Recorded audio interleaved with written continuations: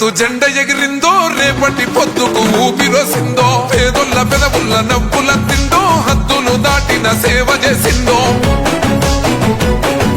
త్యాగాల జెండ భుజానికెత్తి తరులుతున్నాడే మహేష్ అన్న వెంట సైన్యమై కాంగ్రెస్ జెండలెగరేసే, గుండె నిండో జెండ నింపుకున్నోడే, తెలంగాణల నికాసైనోడే, ఎగురుతున్న కాంగ్రెస్ జెండే మహేష్ అన్న, ఎదురుంగా నిలిచేటి మొండి గుండె మహేష్ అన్న, ఎగురుతున్న కాంగ్రెస్ జెండే మహేష్ అన్న, ఎదురుంగా నిలిచేటి మొండి గుండె మహేష్ అన్న.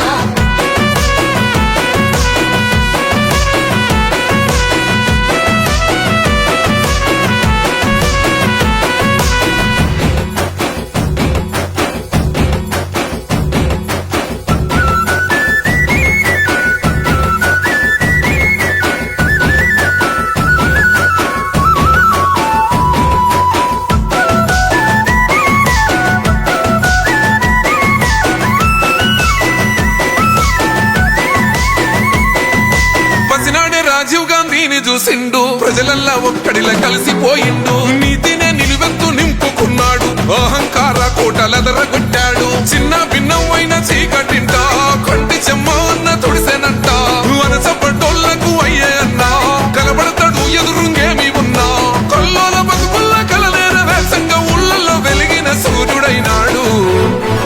హే ఎగురుతున్న కాంగ్రెస్ జెండే మహేష్ అన్న, ఎదురుంగా నిలిచేటి మొండి గుండె మహేష్ అన్న, ఎగురుతున్న కాంగ్రెస్ జెండే మహేష్ అన్న, ఎదురుంగా నిలిచేటి మొండి గుండె మహేష్ అన్న.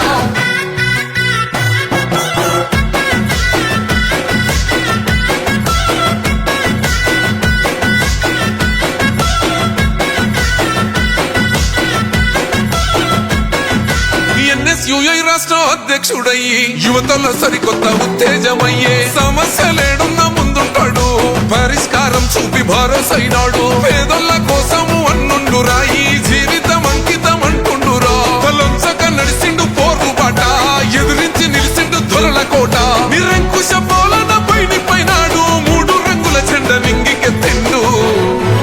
హే ఎగురుతున్న కాంగ్రెస్ జెండే మహేష్ అన్న, ఎదురుంగా నిలిచేటి మొండి గుండె మహేష్ అన్న, ఎగురుతున్న కాంగ్రెస్ జెండే మహేష్ అన్న, ఎదురుంగా నిలిచేటి మొండి గుండె మహేష్ అన్న.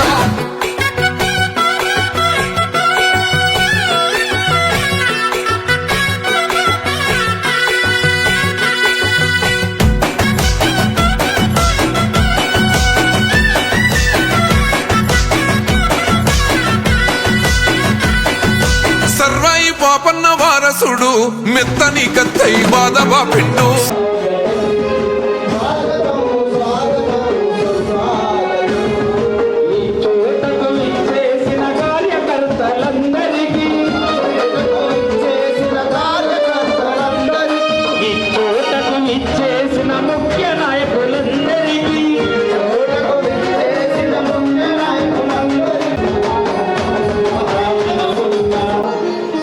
కాంగ్రెస్ పార్టీ ముఖ్య మాజీ మంత్రివర్యులు ప్రస్తుత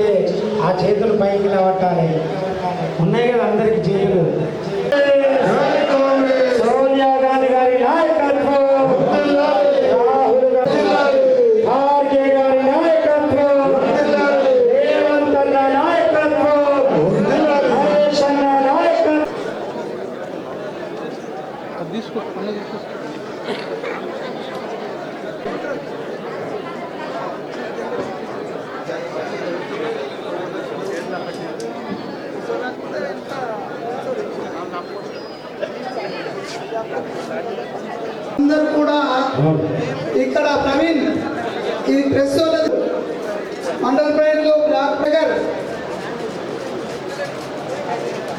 మా ఆర్మూర్ బ్లాక్ కాంగ్రెస్ సీనియర్ నాయకుడు వెంకటేశ్వర గారిని మాట్లాడాల్సిందిగా కోరుతున్నాను.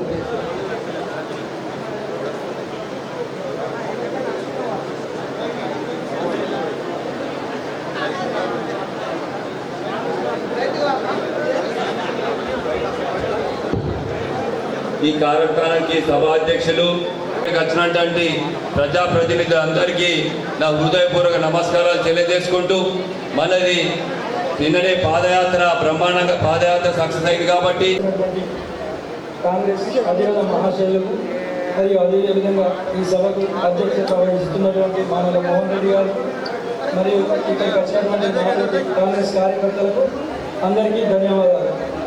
నిన్న ఏదైతే పాదయాత్ర జరిగిందో దానికి అశేష జనవాహిని వచ్చి ఈ కార్యక్రమాన్ని దిగ్విజయంగా చేసి ఒక సక్సెస్ని చూపించినటువంటి ప్రతి కార్యకర్తకు ప్రజలకు నా యొక్క ధన్యవాదాలు చెప్పుకుంటూ ఈ కార్యక్రమానికి వచ్చినటువంటి ప్రతి కాంగ్రెస్ కార్యకర్తకు మరోసారి ధన్యవాదాలు తెలియజేస్తూ ముగిస్తాను. మండల అధ్యక్షుడు చిన్నారెడ్డి ఎక్కడ ఉన్నాడు? మోపాల్ మండల అధ్యక్షుడు సాయిరెడ్డి, సభకు జిల్లా అధ్యక్షులు కూడా ధన్యవాదములు. సరిగ్గా మనం కౌంటర్ ఇచ్చి సంక్షేమ పథకాల్ని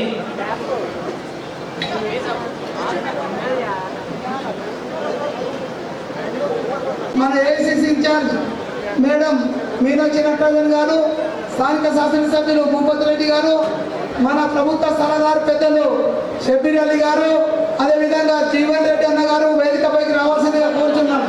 ఈయన ముందటుందో అందరూ దయచేసి. అదేవిధంగా ఆర్మూర్ నియోజక బాధ్యులు వినయ్ గారు, పాల్గొండ బాధ్యులు సునీల్, డిసిసిబి చైర్మన్ రమేష్ అన్న గారు, అదేవిధంగా వెంకట్ గారు, నరేష్ గారు, తిరుపతి గారు, general secretary and Raju general secretary గారు, మన జుక్కల్ శాసనసభ్యులు లక్ష్మీకాంతరావు గారు, అదేవిధంగా ఎన్ఆర్ఐఎస్ఎల్ అధ్యక్షుడు చైర్మన్ వినోద్ అన్న గారికి వేదికపైకి రావాల్సిందిగా కోరుతున్నాం. అదేవిధంగా పిసిసి జనరల్ సెక్రటరీ ఎవరున్నా వేదికపైకి రావాలా దయచేసి. పిసిసి జనరల్ సెక్రటరీలు సంబంధించిన వాళ్ళు, ఎందుకంటే మీరు అందరూ వెనుక కూర్చోవాలి దయచేసి. అన్న మీరు కూర్చోరు కదా, చైర్లేపి సాయిరెడ్డి ఇక్కడ ప్రెస్ లో కొన్ని చైర్లేపి ఇక్కడికి వెళ్ళి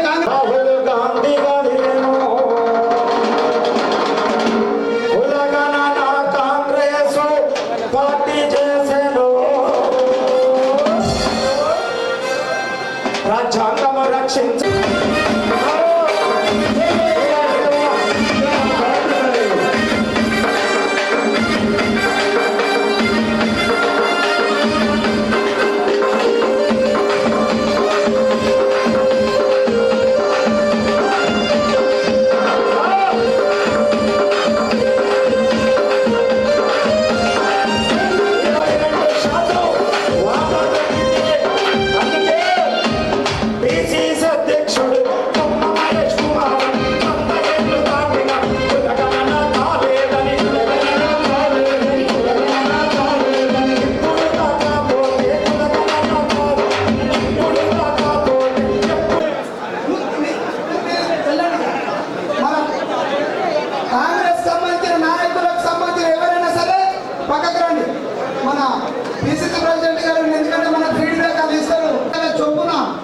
ఎక్స్రేస్ చెల్లించినటువంటి గొప్ప ప్రభుత్వం. మీకు ఒక చిన్న విన్నపం ఏంటంటే అవుతుంది.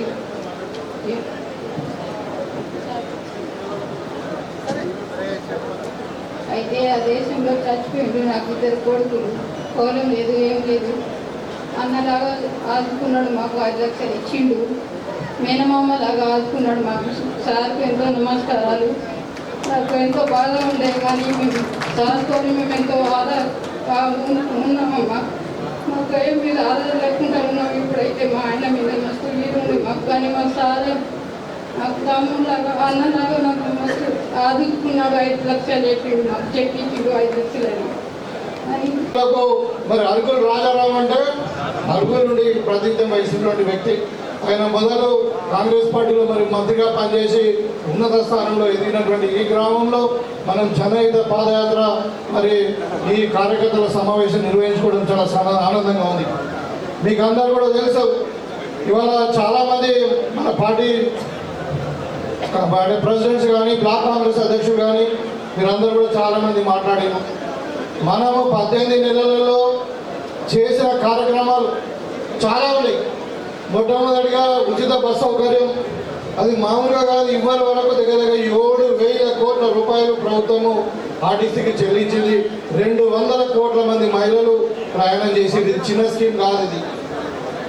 అదేవిధంగా ఆరోగ్యశ్రీని 10 లక్షల వరకు పెంచడం, 5 లక్షల నుండి మరి దాంట్లో కొత్తగా రోగాలను కొన్ని బీమాలు ఉన్నటువంటి ఈ అంటే డిసీజెస్ను దాంట్లో యాడ్ చేయడం. అదేవిధంగా ఇలా మనం ముఖ్యంగా ఇప్పుడు రేషన్ కార్డులు ఇస్తూ ఉన్నాం, సన్నబియ్యం ఇంటింటికి ఇస్తూ ఉన్నాం. 6 కిలోల సన్నబియ్యం ప్రతి వ్యక్తికి ఎంత ఖర్చైనా పర్వాలేదు సన్నబియ్యాలు ఇవ్వాలన్నది మరి అదొక పేదలకు కళ ఉండే. ఇవాళ ఇందిరమ్మ ఇండ్లు, రైతులకు మరి సన్నవడ్లకు బోనస్, అదేవిధంగా రైతు రుణమాఫీ, ఇవాళ 24 గంటలు కరెంట్ ఇస్తున్నాం. మరి మంచి నాణ్యమైన విద్యుత్తు, నాణ్యమైన విత్తనాలు, నాణ్యమైన ఎరువులు ఇచ్చి మరి మార్కెట్ గ్యారెంటీ ఇవ్వడం వల్ల మన జిల్లానే మొత్తం మీద రాష్ట్రంలో నంబర్ 1 రాష్ట్రంలో వరి ఉత్పత్తులు తయారైంది. ఇవన్నీ మనం చెప్పుకోవాలా. చాలామంది అంటే మనము సరే 10లో ఒక 2 చేయలేదచ్చు, ఒక 10 వాగ్దానాల్లో మనం ఒక 2 చేయలేదచ్చు. కానీ చెయ్యని చెప్పుకోవడం కాదు, చేసినా మొదలు చెప్పండి మీరు. ఇవాళ చాలామంది రుణమాఫీ కాలేదని మాట్లాడుతూ ఉన్నారు. రుణమాఫీ ఇవాళ 25 లక్షల మంది కుటుంబాలకు అయింది. ఇంకా ప్రభుత్వం కూడా దగ్గర 21 లక్ష కోట్ల రూపాయలు మరి ఇవాళ 21,000 కోట్ల రూపాయలు ఇలా మరి రైతులకు రుణమాఫీ చేసినాం. ఇంకా కొన్ని ఉన్నాయి కరెక్ట్గా 200, 2,500 ఇవ్వాలంటున్నారు. ఇంకా మన పెన్షన్ అంటూ ఉన్నారు. మీకు అందరు కూడా ఒక అవగాహన కొరకు చెప్తా ఉన్నా, మనం రైతులు కానీ వీళ్ళందరూ కూడా మన ప్రజలు దేని కొరకు మనకు 5 సంవత్సరాలు గెలిపించారు. మనకు ఓటేసి 5 సంవత్సరాలు మీరు మరి పరిపాలించారని చెప్పి కాంగ్రెస్ పార్టీకి అధికారం ఇచ్చారు. ఇలా ఓన్లీ 18 నెలలు మాత్రమే అయింది. 18 నెలలలోనే అన్ని చేస్తామని మనం చెప్పలే. మనము రాబోయే 5 సంవత్సరాలలో ఇంకా 3.5 సంవత్సరాలలో ఏదైతే వాగ్దానాలు మనం నెరవేర్చలేదో అవి మనకి కంప్లీట్గా పూర్తి చేస్తాం. అప్పుడు కానీ మనం 5 సంవత్సరాల తర్వాత ఒకవేళ ప్రజలు మనకు సమాధానం చెప్తాం. ఎందుకు మనము మనం చెప్పిన వెనకనే ముందు కానీ ఇప్పుడు చేయలేకపోయినాం. ఒకవేళ చేయలేకపోతే దానికి సమాధానం ప్రజలకు చెప్తాం. కానీ ఈ ప్రతిపక్షాలకు టీఆర్ఎస్లకు మరి బీజేపీలకు చెప్పాల్సిన అవసరం మనకు లేదు. కాబట్టి ఏదైతే 1-2 జరగలేదో దాని గురించి మీరు వరి కాకండి. మీరు రేపటి నుండే ఊళ్ళలో వెళ్ళండి. మరి మనం చెప్పినటువంటి మనం సాధించినటువంటి విజయాలు చాలా ఉన్నాయి. ఇవాళ బీసీ కులగణన చేసినాం, మనం 42% రిజర్వేషన్ గురించి మనం కొట్లాడుతూ ఉన్నాం. ఎస్సీ కేటగరైజేషన్ మనం చేసినాం. ఇవన్నీ మనం చెప్పుకోవాలి పబ్లిక్లో. మన వల్లే పాజిటివ్గా ఉండాలి. ఇప్పుడు ఒక స్టూడెంట్కు 90% మార్కులు వచ్చినాయంటే మంచిదే కాదు, అది అంటే చాలా ఎక్సలెంట్ అన్నట్టు. అది మామూలుగా అది ఎక్సలెంట్ అన్నట్టు. మన ప్రభుత్వానికి 90 మార్కులు వచ్చినాయి. మనం ఎంతకు 10 మార్కులు రాలేదు, 10 మార్కులు రాలేదు, 10 మార్కులు రాలేదు అని చెప్పకూడదు. మనం 90 మార్కులు వచ్చినాయని చెప్పుకోవాలి. అంటే మనం చేసినవి మొదలు చెప్పండి. వాడు మస్తు మాట్లాడతారు ఆపోజిట్ వాళ్ళు. మీరు అడగండి 10 సంవత్సరాలు ఏం చేసారు వాళ్ళు? ఒకళ్ళకైనా డబుల్ బెడ్రూమ్ ఇల్లు ఇచ్చిరా? ఒక పేదలకైనా ఉద్యోగం ఇచ్చిరా? ఒక పేదలకైనా 3 ఎకరాల పొలం ఇచ్చిరా? వాళ్ళు 10 సంవత్సరాలు చెప్పిన ఏదో ఒకటి చేయలేదు. కాబట్టి వాళ్ళకు అడిగే హక్కు లేదు. వాళ్ళకు సమాధానం ఇవ్వాల్సిన అవసరం కూడా మనకు లేదు. మనం సమాధానం ఇస్తే ఏదో ఉంటే ప్రజలకి సమాధానం ఇస్తాం. కాబట్టి ఇవాళ కాంగ్రెస్ పార్టీ చాలా మంచి పొజిషన్లో ఉంది. మంచి బలమైన నాయకత్వం ఉంది మనకు. ఇక్కడ రేవంత్ రెడ్డి గారు ప్రభుత్వంలో, మరి ఇక్కడ మహేష్ అన్న పార్టీలో, మరి మనకు మరి డెడికేటెడ్ కాంగ్రెస్ వ్యక్తి, మరి అన్ని విధాలుగా మనకు అనుకూలంగా అందుబాటులో ఉన్నటువంటి పెద్దలు మీనాక్షి మేడం గారు, మళ్ళా ఇటు సుదర్శన్ రెడ్డి గారు, అటు ఇటు మన జీవనన్న గారు పార్లమెంట్ ఇన్ఛార్జ్, మరి శంకరరావు గారు. మన జిల్లాలో నాయకత్వానికి లోపం లేనే లేదు. చాలా బలంగా ఉన్నాం. నా దృష్టిలో 100% స్థానిక సంస్థలలో మనము మొత్తం కూడా స్వీప్ చేయబోతా ఉన్నాం. అది సర్పంచులు కావచ్చు, ఎంపీటీసీలు కావచ్చు, మండల పరిషత్లు కావచ్చు, జడ్పీటీసీ కావచ్చు, అదేవిధంగా జిల్లా పరిషత్ కావచ్చు, మున్సిపాలిటీ కావచ్చు, సింగిల్ విండో చైర్మన్ కావచ్చు. ఏ ఎలక్షన్ వచ్చినా నిజామాబాద్ జిల్లా, ఉమ్మడి జిల్లా, కరీంనగర్, కామారెడ్డి కానీ నిజామాబాద్ కానీ మనం 100% స్వీప్ చేయబోతున్నాం. మనది సామాజిక న్యాయం. మన నాయకుడు రాహుల్ గాంధీ గారు ఏదైతున్నదో సామాజిక న్యాయం కల్పనతోనే సోషల్ జస్టిస్ ఈ దేశం ఏదైతుందో ముందుకు పోతుంది అన్నట్టు ఒక భావన ఏదైతుందో వారు కలిగించడానికి ఓబీసీ 42% రిజర్వేషన్ అమలు కార్యక్రమాన్ని చేపట్టడం జరిగిందో అది కేవలం కాంగ్రెస్ పార్టీకే మార్గదర్శకం కాకుండా జాతీయ స్థాయిలో చర్చించబడుతుందని చెప్పంటున్నాను. నేను జిల్లా గడ్డ కామారెడ్డికి వెళ్ళి దీన్ని ప్రకటింపు చేపట్టడం అన్నిటికంటే నిజంగా కూడా హర్షించదగ్గ విషయంగా నేను పేర్కొంటున్నాను. నేను ఈ 42% రిజర్వేషన్ సంబంధించి రాష్ట్ర ప్రభుత్వ గౌరవ ముఖ్యమంత్రి గారు శాస్త్ర సభలో కానివ్వండి, శాస్త్ర మండలిలో కానివ్వండి కాక వివిధ రాజకీయ పక్షాలను సమన్వయపరిచి ఏకాభిప్రాయంతో బిల్లు ఆమోదింప చేసుకొని మరి గవర్నర్ గారు అంటే వారి లీగల్ స్కూటీ తదుపరి కేంద్ర ప్రభుత్వం నివేదించడం జరిగింది. కేంద్ర ప్రభుత్వం ఏదైతుందో ఈ 42% రిజర్వేషన్ కు ఏ విధమైన ఆటంకాలు ఏర్పడకుండా 9th షెడ్యూల్లో చేతుల బాధ్యత కేంద్ర ప్రభుత్వంపై ఉంటుంది. ఇలా కేంద్ర ప్రభుత్వం ఏదైతుందో ఎన్డీఏ భారతీయ జనతా పార్టీ ఆధ్వర్యంలో ఈ 42% రిజర్వేషన్ అమలైనట్టయితే కాంగ్రెస్ జాతీయ స్థాయిలో మరి రాహుల్ గాంధీ గారి యొక్క నాయకత్వం బలోపేతం అవుతుంది అన్నట్టు ఒక భావనతో దీనికి ఆటంకం ఏర్పరచాలని చెప్పినటువంటి ఒక కుచిత బుద్ధితో చెప్పంటాను. నేను 42% రిజర్వేషన్ అమలు పరిస్తే మైనార్టీస్ అల్పసంఖ్యాక వర్గాలు 10% పోతుంది. మేము అల్పసంఖ్యాక వర్గాలు 10% తొలగిస్తే మేము మద్దతు తెలుపుతాం. ఆశ్చర్యకరం అని చెప్పంటున్నా. ఈ 42%తో ప్రత్యేకంగా అల్పసంఖ్యాక వర్గాలు ముస్లింకి ఏదైతుందో రిజర్వేషన్ ప్రతిపాదింపజేయడం లేదు. తెలంగాణ రాష్ట్రంలో 4% రిజర్వేషన్ ఉమ్మడి రాష్ట్రంలో అమలుకు వస్తుందని చెప్పంటున్నాను. నేను ఇక్కడ మొత్తం దేశంలో ఏదైతుందో ముస్లిం రిజర్వేషన్ అనేది కేవలం తెలంగాణకి పరిమితం కాదు. ఇక్కడ బీజేపీ పాలిత రాష్ట్రాలు గుజరాత్ కానివ్వండి, మహారాష్ట్ర కానివ్వండి, ఎన్డీఏ పాలిత రాష్ట్రమైనటువంటి ఆంధ్రప్రదేశ్ కానివ్వండి, ముస్లిం రిజర్వేషన్ అమలు అవుతుంది. అక్కడ ఈ తెలంగాణకి ప్రత్యేకమైనది కాదని చెప్పంటున్నాను. మరి 56% మరి ఈ కులగణ ద్వారా బీసీ జనాభా అరైవ్ కావడానికి ఏదైతుందో ప్రధానంగా ఈ ముస్లిం జనాభా 10% చేరుతుంది అని చెప్పంటారు. ఈ 10% పక్కన పెడితే మిగిలిన 46% అని 56% బీసీ జనాభా కులగణంలో మనం పొందడంతోనే బీసీలకు ఏదైతే 42% వచ్చే అవకాశం లభించింది. ముస్లిం జనాభా పక్కన పెడితే అది సాధ్యమైన పని కాదు. అట్లా ఇవాళ ఏదైతుందో బలహీన వర్గాలకు సంబంధించిన రిజర్వేషన్ 29% అమలవుతుంది. ఎస్సీలో 15%, ఎస్టీలో 10%, మొత్తం 54% రిజర్వేషన్ అమలవుతుంది. Already we have crossed 50%. Already మనం 50% అధిగమించారు. In Telangana state we are implementing 54%. Out of which 25% BC reservation for Hindus, 4% BC reservation for Muslim category. ఈ 29% 40 అంటే మరి అదర్ ఇవ్వబోయేది ఎంత? కేవలం 13 మాత్రమే చెప్పంటారు. Only 13 we are going to give in addition to the earlier implementing 29%. ఈ out of this 13% Muslims are getting only 1.8%. If the 13% is divided into 29%, Muslims will get only 1.8%. The rest 11.2% will go for Hindus. The rest 11.2% will go for Hindus. It does mean the which 25% Hindus are getting 25 plus 1.2. Hindus will get 36.2% reservation. Whereas Muslims will get only 4 plus 1.8, 5.8 only. నేను ఎందుకు వీళ్ళలో చెప్తున్నాను చెప్పంటే, దయచేసి BJP నాయకులు మీరు వాస్తవాన్ని గ్రహించండి. మీరు కుర్చీలో బుద్ధిని వ్యక్తిలో పక్కన పెట్టండి. జాతీయ స్థాయిలో బలహీన వర్గాలు ఏదైతుందో ఆదుకోవడానికి వరకు అండగా నిలవడానికి వరకు కాంగ్రెస్ పార్టీ ఒక అంశాన్ని ఏదైతుందో రాహుల్ గాంధీ గారు చేపట్టిందని చెప్పి అంటున్నారు. ఇది ఇవ్వాలే కాదు అంశం ఇది. మనలో పివి నరసింహరావు గారు ప్రధానమంత్రి ఉండగా తమిళనాడులో ఏదైతుందో 69% కల్పిస్తామని విషయం చెప్పంటే 50% అధిగమించడం జరుగుతుంది. కాబట్టి 9th షెడ్యూల్ చేస్తామని చెప్పని ప్రతిపాదన వస్తే మనం 9th షెడ్యూల్ చేర్చే ఘనత కాంగ్రెస్ పార్టీ అని చెప్పండి. విధంగా ఏదైతుందో మహేష్ గౌడ్ గారు బాధ్యత తీసుకోవాలని చెప్పండి. ఏఐసిసి సెక్రటరీ గారు మీనాక్షి మేడం గారికి, అదేవిధంగా మిత్రుడు మహేష్ గౌడ్ గారికి, మిత్రులు వేదికను అందించిన పెద్దలకు,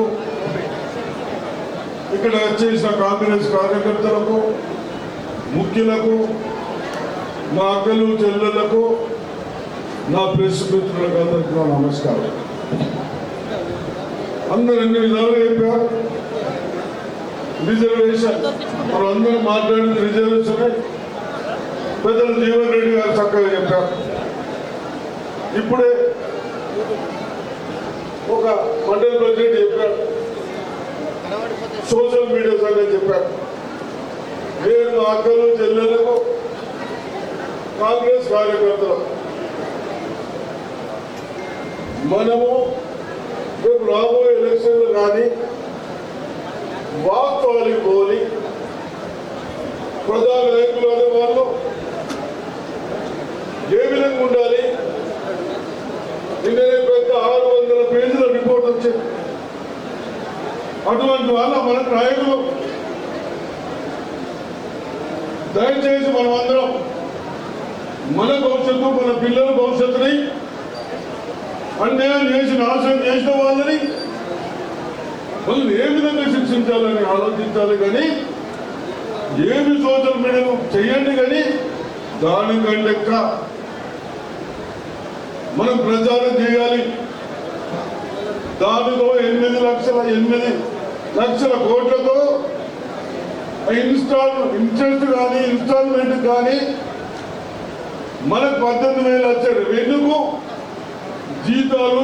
గతంలో కనీసం మన పిల్లలు స్కూల్కి వెళ్తారు, అక్కడ బాత్రూమ్ లేక मैडम जी अपना स्कूल को 10 साल से स्कूल में स्ट्रेंथ नहीं है. सेकंड कहीं महिला बच्चियां रहते, मर्द बच्चियां रहते, मॉर्निंग 8 से फिर शाम तक टॉयलेट जाने के चांसेस है. वो भी रिपेयर नहीं करे तो हमारा इतना छोटा डिस्ट्रिक्ट में हम 22 करोड़ लगाएंगे ओनली टॉयलेट रिपेयर कराए. क्यों? हमारे बच्चे हर घर में 2 बच्चे हैं, वो बच्चे प्राइवेट स्कूल में पढ़ने गए, बाहर गए तो हर साल 50,000 रुपए हो रहा. वो भी सेविंग करने के वास्ते आप लोग रेवंत रेड्डी जी, राहुल गांधी जी बोलने के बाद हम लोग टीचर्स को रिक्वेस्ट करें. प्राइवेट स्कूल में जॉइनिंग कम हो रहा, अपने सरकारी स्कूल में अच्छा हो रहा, फ्रेश मेरिट आ रहा. आउट ऑफ 8,000 स्टूडेंट्स हमारा 10th पढ़े तो उसमें केवल 400 ही फेल हुआ. बाकी के पूरा एबो 500 ऐसे वाले हैं, बाकी का 700 ऐसे वाले हैं. कौन? अपना सरकार स्कूल में पढ़ाई. ये सब कर रहे हैं. అదే విధంగా ఇన్ని డబ్బులు ఇబ్బంది ఉన్నా మన బీసీసీ ప్రెసిడెంట్ గారు కానీ, మన ఇన్ఛార్జ్ గారు కానీ, రాహుల్ గాంధీ గారు కానీ, ముఖ్యమంత్రి రేవంత్ రెడ్డి గారు కానీ, ఏదైతే ఎన్ని బాధలు ఉన్నా ప్రజలకు చెప్పులేని మనం పరిష్కరిస్తూ ఉంటాం. ముఖ్య నాయకులు, ముఖ్య కార్యకర్తలకు ఈ సమావేశానికి అధ్యక్షత వహిస్తున్న మహేష్ కుమార్ గౌడ్ గారు, అలాగే ఈరోజు ఏఐసిసి అధ్యక్షురాలుగా వచ్చిన మన మధ్యలో నటరాజన్ జీ, ఈ రోజులు కూడా గాంధీయన్ వాదితిరిగా బట్టలు ఇస్తరి లేకుండా కాటన్ బట్టలు తిరిగే మన చెల్లె మరి మీనాక్షి నटराजन చప్పళ్ళతో उनको अरे तालियों की गूंज में उनका इस्तकबाल करें कि इस देश में आज भी गांधीवादी है। అలాగే ఇప్పుడే వచ్చిన సీతక్క గారు, మన భూపత్ రెడ్డి గారు, సుదర్శన్ రెడ్డి గారు, ఎంపీ సురేష్ షెట్కర్ గారు ఇప్పుడే వచ్చినారు, లక్ష్మీకాంతరావు గారు ఎమ్మెల్యే గారు,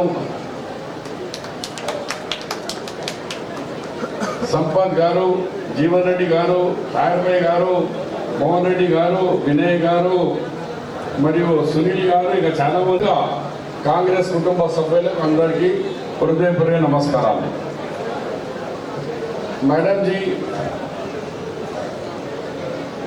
हमारे मीनाक्षी नटराजन जी, हमारे पास अब पब्लिक एक कार्यकर्ताओं की फीलिंग है, गवर्नमेंट తీసుకొచ్చేందుకు మేమైతే బాగా ప్రయత్నం చేసినాం, గవర్నమెంట్ వచ్చింది, మంత్రులు అయినారు, ఎమ్మెల్యేలు అయినారు, చైర్మన్లు అయినారు, అడ్వైజర్లు అయినాం, కానీ మేము మాత్రం ఆడనే ఎక్కడ ఉన్నా గొంగడి ఆడనే అదే ఊరిలో ఉన్నాం। మేము ప్రజలకు సంక్షేమ కార్యక్రమం బ్రహ్మాండమైన వచ్చినాయి, बहुत सारे स्कीम्स आए हैं, 2 रुपये आज फ्री बाड़ी चावल है, इंदिरम्मा घर है, फ्री बस है, ఇలాంటి చాలా కార్యక్రమాలు వచ్చినాయి, కానీ కార్యకర్తకు న్యాయం జరగాలి। కార్యకర్తకు న్యాయం జరగాలంటే ఈ లోకల్ బాడీ ఎలక్షన్ రావాలా। ఈ లోకల్ బాడీ ఎలక్షన్లో ఒక నాయకుడు చెప్తుండే మళ్ళా పైసా వాళ్ళకి ఇవ్వాలా అని అనుకోకండి, నిజమైన ఒరిజినల్ కాంగ్రెస్ వాళ్ళు ఎవరున్నారో వాళ్ళకే కాకుండా వాళ్ళని చూసి వాళ్ళని देना। बहन जी, हमारा ये रिक्वेस्ट है, अभी बात करने वाले वक्ता ने बोला था कि भाई जब एमएलए इलेक्शन बोले पैसा पैसा पैसा वाला, अभी पैसा हो तो हम कहाँ जाएंगे, हम तो बुढ़े होने को आ गए कांग्रेस पार्टी को पकड़कर। अब आने वाले दिनों में पैसा पार्टी दो या लीडर दो या हम लोग दो या बैठे हुए लोग, मगर आपको जिताना हमारा सबका काम है, क्योंकि सरकार आप लाए, ప్రభుత్వం మీరు తీసుకొచ్చినారు, మీ వల్ల ఇలా పైన కూర్చున్నాం, మేము ఇవాళ కుయి మోటార్లలో తిరుగుతున్నాం, అది కేవలం మీ వల్ల। అందుగురించి మా మీద బాధ్యత ఉంది అందరి మీద, మీకు కూడా కుయి సర్పంచులు, ఎంపీటీసీలు, జెడ్పీటీలు, మున్సిపల్ కౌన్సిలర్లు, కార్పొరేటర్లు గెలిపించే బాధ్యత మనం ముందరం తీసుకోవాలా। కొంచెం నోట్లు కూడా అవసరం ఉంటే సాయం చేసి వాళ్ళని గెలిపించాలని కూడా నేను ఇకపోతే మంచిగా ఆలోచన చేయండి। ఏంటంటే ఈ రిజర్వేషన్ వల్ల రాహుల్ గాంధీ గారు ఏమన్నారు, సోషల్ జస్టిస్, జిస్కి జిత్తి ఆబాదీ ఉస్కే హిస్సేదారీ। అలాంటి సమయంలో మన పాపులేషన్ తీస్తే 46% ముస్లిం మన హిందూ సోదరుల పాపులేషన్, బీసీ సోదరుల పాపులేషన్, ముస్లిం మైనారిటీస్ చూస్తే 12.58%, దాంట్లో బీసీ ముస్లిమ్స్ చూస్తే వెనుకబడిన వాళ్ళు చూస్తే దాంట్లో 10.8% ఉన్నారు। దానికి బీజేపీ మనం అసెంబ్లీలో బిల్ పెట్టినప్పుడు అందరూ మద్దతు ఇచ్చారు। ఇప్పుడు బీజేపీ మెల్లగా వచ్చి అలా 10% ముస్లింకి ఇస్తున్నారు, తీస్తేనే మేము సపోర్ట్ చేస్తాం। అరే బీజేపీ కొంచెం ఆలోచన చేయండి। కేంద్ర మంత్రి మా కిషన్ రెడ్డి కానీ బండి సంజయ్ కానీ అసలు వాళ్ళకి ఏదైనా బుద్ధి ఉన్నదా? ఎందుకంటే ఒక పదవులు తీసుకున్నప్పుడు ఈ కులం ఆ మతం అని పెట్టరాదు, ఇండియన్ సిటిజన్ భారతీయులను నేను అన్ని విధంగా రక్షిస్తానని అని ఓటు తీసుకున్నాం, ఇవాళ ఎట్లా విడిపిస్తావా?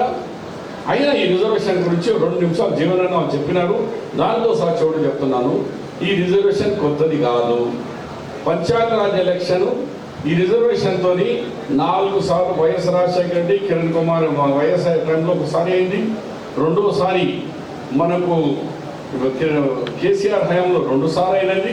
ఈ రిజర్వేషన్ ఉన్నది, రిజర్వేషన్ మొత్తానికి ఉంది, కానీ బీసీపీ ఎవరు రిజర్వేషన్లు ఉన్నారో వాళ్ళు కంటిన్యూగా ఉన్నారు। ఎంతమంది సర్పంచ్ అయినా ఒక 50 మంది సర్పంచ్లు కాలేదు, ఇక 10% ఏడైనారు, ఎంపీటీసీ ఏడన్నారు, జెడ్పీటీసీ ఎవడైనాడు, చాలా తక్కువ మంది అయినారు। దానికి నాచిన న్యాయంతో అంగం తేడా పోతాయి। మీరు ఏదో పుల్ల పెట్టి మేము వాళ్ళకి బయటికి వెళ్ళిపోయి మేము ఇస్తుంటే కానీ ముస్లిం ఉన్నారని మేము ఇవ్వలేదు అని మాట్లాడతాం। ఇలా దమ్ముంటే కిషన్ రెడ్డి నీకు ఛాలెంజ్ చేస్తున్నా, ఇక్కడికి వెళ్ళి మీ గుజరాత్కి వెళ్ళి రిజర్వేషన్ తీపియా, ముస్లిమ్స్ ఉన్న వాళ్ళకు, బీసీ ముస్లిమ్స్ ఉన్న వాళ్ళకు తీపి। మీ మోదీ గారు ఎక్కడి నుంచి పోటీ చేస్తున్నారు, బనారస్, బనారస్లో 2,50,000 మంది వాళ్ళు బట్టలు అంటే చేనేత కార్మికులు, హిందీ మే బోల్తే ఉनको బున్కర్ అన్సారీ, 2,50,000 ఒక కాన్స్టిట్యూన్సీ పార్లమెంట్ ఉంది. దమ్ముంటే మోదీ గారు అది दिया गुजरात में ఉంది, मध्य प्रदेश में ఉంది, हमारी बहन जी के जिले स्टेट में भी है. ఆడ లేకుండా ఇప్పుడు కొత్తగా లెక్కొచ్చి ఇది తీస్తే అది ఇస్తాం అని మొదటి నుంచి ఉన్నదా బాబు. బీసీ ముస్లిమ్స్ లో కొంతమందికి గ్రూప్స్ को ఐడెంటిఫై చేసినారు. नहीं है मुगल, नहीं है पठान, नहीं है उसके बाद आपके मेमन नहीं है, शिया मुस्लिम नहीं है, आगा खानी नहीं है. అట్లా వందల చిన్న చిన్న క్యాస్ట్లు లేదు. ఎవరికి ఉంది? తుర్క కాని ఉన్నాయి, ఇవన్నీ పాత ఉన్నాయి. భారతదేశంలో అయితే బున్కర్, ఖురైష్, అన్సారీ ఇది భారతదేశం సెంట్రల్ రిజర్వేషన్లో వీళ్ళైతే బ్రిటిష్ కాలం నుంచి ఇండిపెండెంట్ రాకముందు నుంచి ఉన్నాయి. ఇది ఏం తెలుసుకోకుండా కేంద్ర మంత్రులు అయిపోయి ఏం దర్శనం మనం మాట్లాడుతుంది. దయచేసి ఈ విషయంలో గుర్తించండి. వచ్చే రిజర్వేషన్ సక్సెస్ అవుతుంది. నా రిజర్వ్ ఎలక్షన్ తొందరగా వస్తుంది. హోల్ కాంగ్రెస్ పార్టీ మీ ఎంబడ నిలబడ్డాము. మీరు మాకు గెలిపించినారు, గవర్నమెంట్ తీసుకొచ్చినారు. ఇప్పుడు మా బాధ్యత ఉంది మీ అందరికీ సపోర్ట్ చేసి రాజకీయంగా మీకు తీసుకొస్తాం ముందుకు అని చెప్తూ ధన్యవాదాలు. ఇన్ఛార్జ్ మరి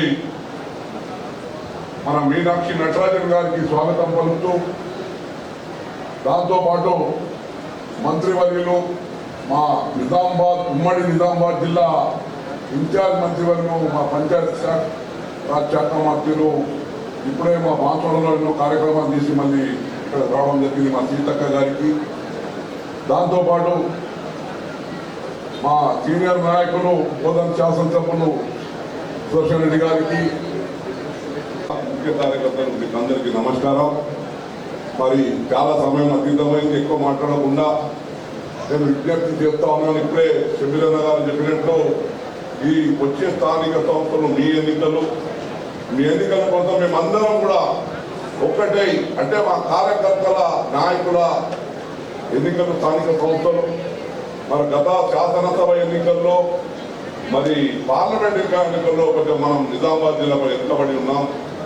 కానీ స్థానిక సంస్థల ఎన్నికల్లో మనం అందరం కూడా ఒక్కటై మరి మంచి రిజల్ట్ ఇవ్వాలనేది మా కోరిక.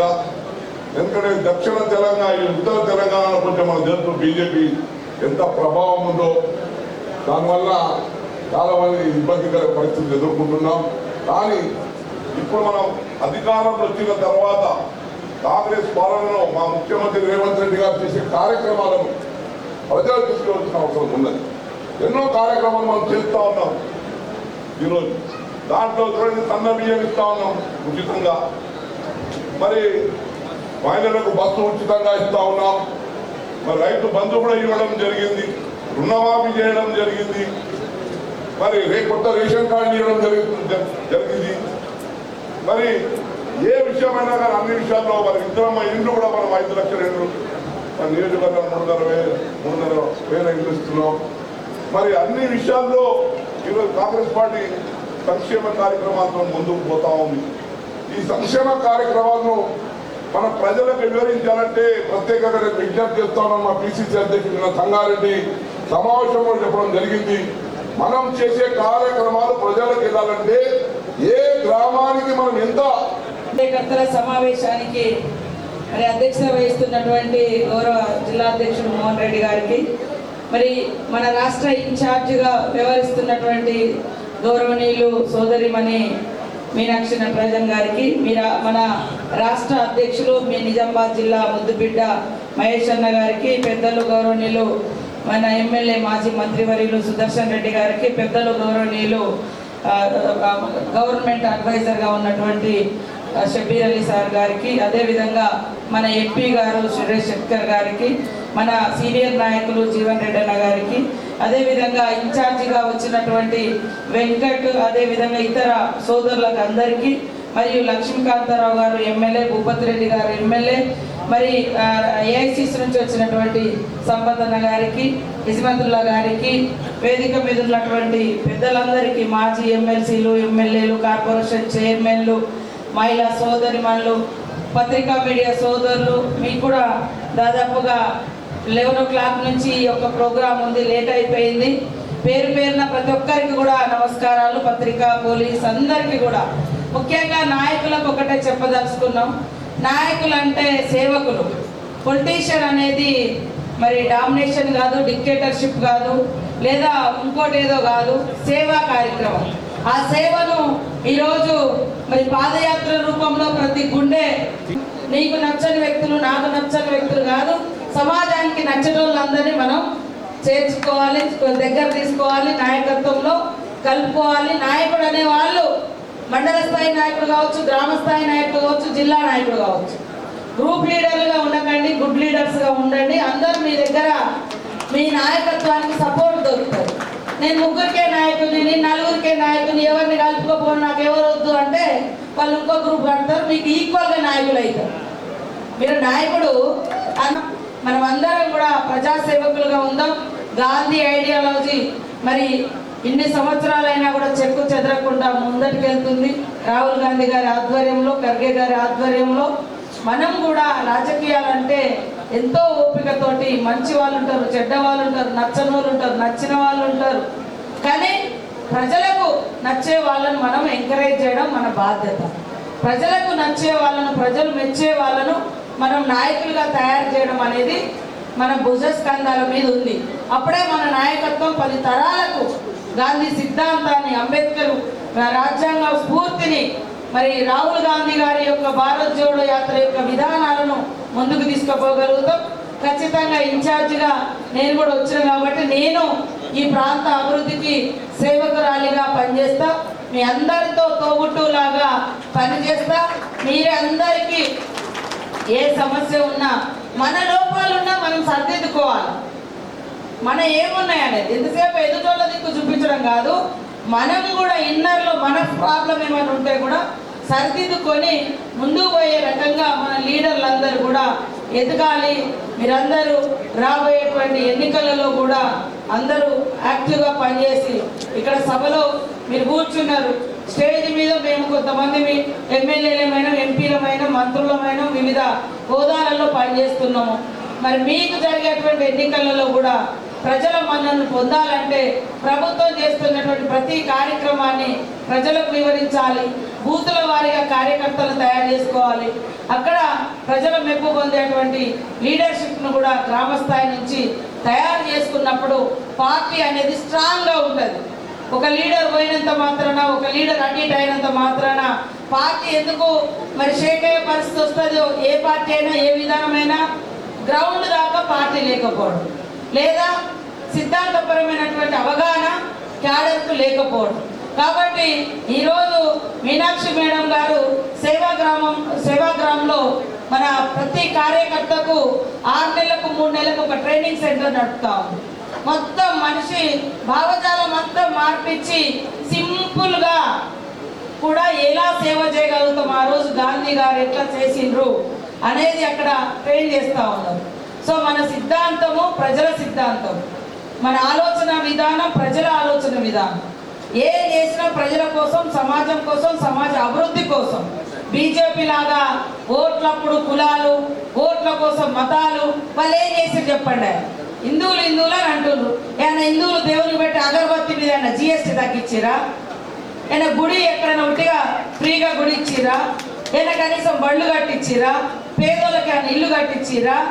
ఓట్లప్పుడే ఈ విభజన రాజకీయాలు ఈరోజు ముస్లింలకు సంబంధించి ఇప్పుడు లేపుతా ఉన్నారు. మరి అది ఇప్పుడు మనం కొత్తగా చేర్పించింది ఏముంది? కొత్తగా ఎవరైనా కులాలను చేర్పించి వీళ్ళు బీసీలని మనం ఏమైనా కొత్తగా ఎవరికైనా ఐడెంటిఫికేషన్ ఇచ్చినామా? ఎవరైనా కొత్త గుర్తింపు ఇచ్చినామా? ఏళ్ళ కొద్దీ ఎవరైతే ఇందాక షబ్బీర్ అలీ సార్ చెప్పినట్టు అదే గుజరాత్లో ఉండొచ్చు ఆ క్యాస్ట్, ఆ ముస్లింలలో పేదవాళ్ళను ఇంకా రిజర్వేషన్స్. వారణాసిలో మోడీ పోటీ చేసిన కాడు ఉండొచ్చు, మోడీ పుట్టిన కాడు ఉండొచ్చు, మోడీ రాష్ట్రాలు ఉన్న కాడు ఉండొచ్చు. ఇప్పుడు మనల్ని తీసేయమంటారు. ఇప్పుడు మేము ఎవరిని కొత్తగా చేర్పియలే, ఏ ముస్లింకు కొత్తగా రిజర్వేషన్ ఇవ్వట్లేదు. గతం నుంచి ఉన్నటువంటి వాళ్ళనే అదే లెక్క కులగన్న జరిగింది. అంటే తొంటరితనం అంటారు దీన్నే. అసెంబ్లీలో సంపూర్ణంగా మద్దతు ఇస్తున్నామని చెప్పి బయటకు వచ్చి ఆ బిల్లు తీసుకుపోయి ఇప్పుడు ఢిల్లీలో ఉన్నది. ఆ ప్రభుత్వం ఆమోదించాలి, మోడీ గారు, రాష్ట్రపతి గారు, కేంద్రము. అది చేస్తే మేము ఎన్నికల్లో పోతామంటేనేమో ఇప్పుడు కుంటి సాకులు వెతుకుతా ఉన్నారు. వీళ్ళకి ఎంతసేపు ఏ పేదోళ్ళు, ఏ బడుగు బలైన వర్గాలు, ఎవరికి అసలు రిజర్వేషన్ల విధానానికే వాళ్ళు వ్యతిరేకం. బీసీలకు, ముస్లింలకనే కాదు, ఎవరికి ఉండొద్దు, ఎవరికి సబ్సిడీలు ఇవ్వద్దని అంటారు వాళ్ళు. అందుకనే ఏది కూడా ఇప్పటికన్నా బీజేపీ ప్రభుత్వం నుంచి ఒక్క స్కీమ్ అయినా ఏదైనా సన్నబియ్యం ఇచ్చిరా, కరెంటు ఫ్రీ ఇచ్చిరా, ఇల్లులు ఇచ్చిరా, గుళ్ళు కట్టించిరా, బడి కట్టించిరా, యూనివర్సిటీ ఇచ్చిరా, ఏమి ఇచ్చిరు వాళ్ళు? ఓట్లప్పుడు మాత్రం ప్రజల మధ్య ఉన్న ఐక్యతను దెబ్బతీయడం, ఓట్లు వేయించుకోవడం, గెలిచిన తర్వాత మళ్ళీ ఓట్లప్పుడు కలవడం తప్ప వాళ్ళు చేసింది ఏమీ లేదు.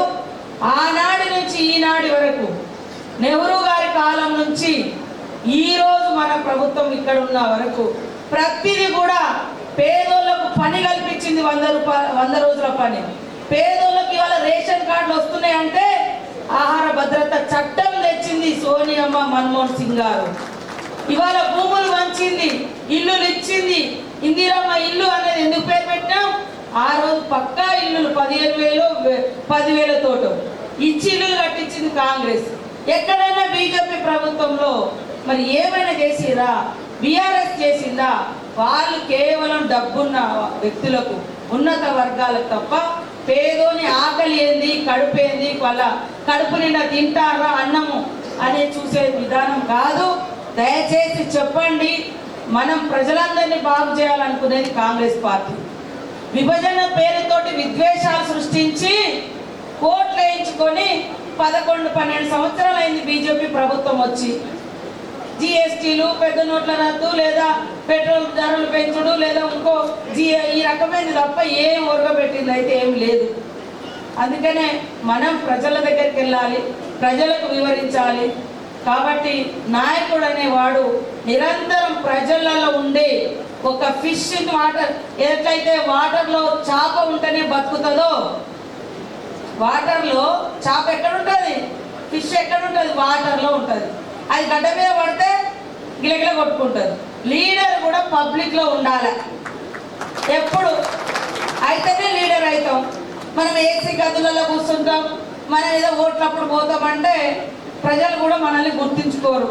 కాబట్టి పబ్లిక్తో లీడర్ ఉండాలి, లీడర్ వెనుక పబ్లిక్ ఉండాలి, క్యాడర్ ఉండాలి. పబ్లిక్తో లీడర్ ఉండాలి, లీడర్ తోటి క్యాడర్ ఉండాలి. అప్పుడు ఖచ్చితంగా లీడర్గా గుర్తింపు వస్తుంది. పబ్లిక్ కూడా మనల్ని అప్రిషియేట్ చేస్తారు. మీరు నిలబడ్డప్పుడు కానీ మంచికి చెడుకు వాళ్ళకు మనం తోడుంటే మనకు అవసరం ఉన్నప్పుడు వాళ్ళు కూడా తోడు ఉంటారు. ఆ రకమైనటువంటి బాండింగ్, ఆ రకమైనటువంటి అనుబంధాన్ని మనం పెంచుకోవాల్సిన అవసరం ఒక రాజకీయ నాయకుడిగా, ఒక సేవకుడిగా మనకుంది అని కూడా ఈ సందర్భంగా తెలియజేస్తూ, ఇప్పటికే కాలాతీతం అయింది. ఖచ్చితంగా నేను మళ్ళీ వస్తూనే ఉంటా.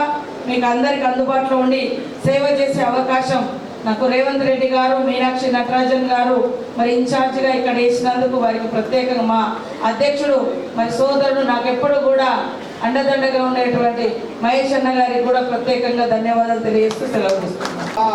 हॉस्पिटल में इसलिए उन्होंने आया आज, और इधर नहीं आए इसलिए वो हमारे बीच में उपस्थित प्रदेश कांग्रेस कमेटी के बहुत सम्मानित अध्यक्ष बड़े भाई आदरणीय महेश गौड़ जी, हमारे यहाँ से प्रभारी मंत्री आदरणीय सीता अक्का जी, हमारे बीच में उपस्थित हमारे वरिष्ठ बहुत ही सम्मानित आदरणीय सुदर्शन रेड्डी साहब और जीवन रेड्डी साहब, शब्बीर अली जी, हमारे बीच में उपस्थित मेरे साथ भी सांसद रहे और वर्तमान में भी सांसद हैं भाई सुरेश शेट्कार जी, हमारे एआईसीसी के सचिव और साथी भाई संपत जी, जिला कांग्रेस कमेटी के सम्मानित अध्यक्ष भाई मोहन रेड्डी जी, लक्ष्मीकांत जी और अनिल भाई, सुनील रेड्डी जी, विनय रेड्डी जी, प्रदेश कांग्रेस कमेटी के तमाम साथी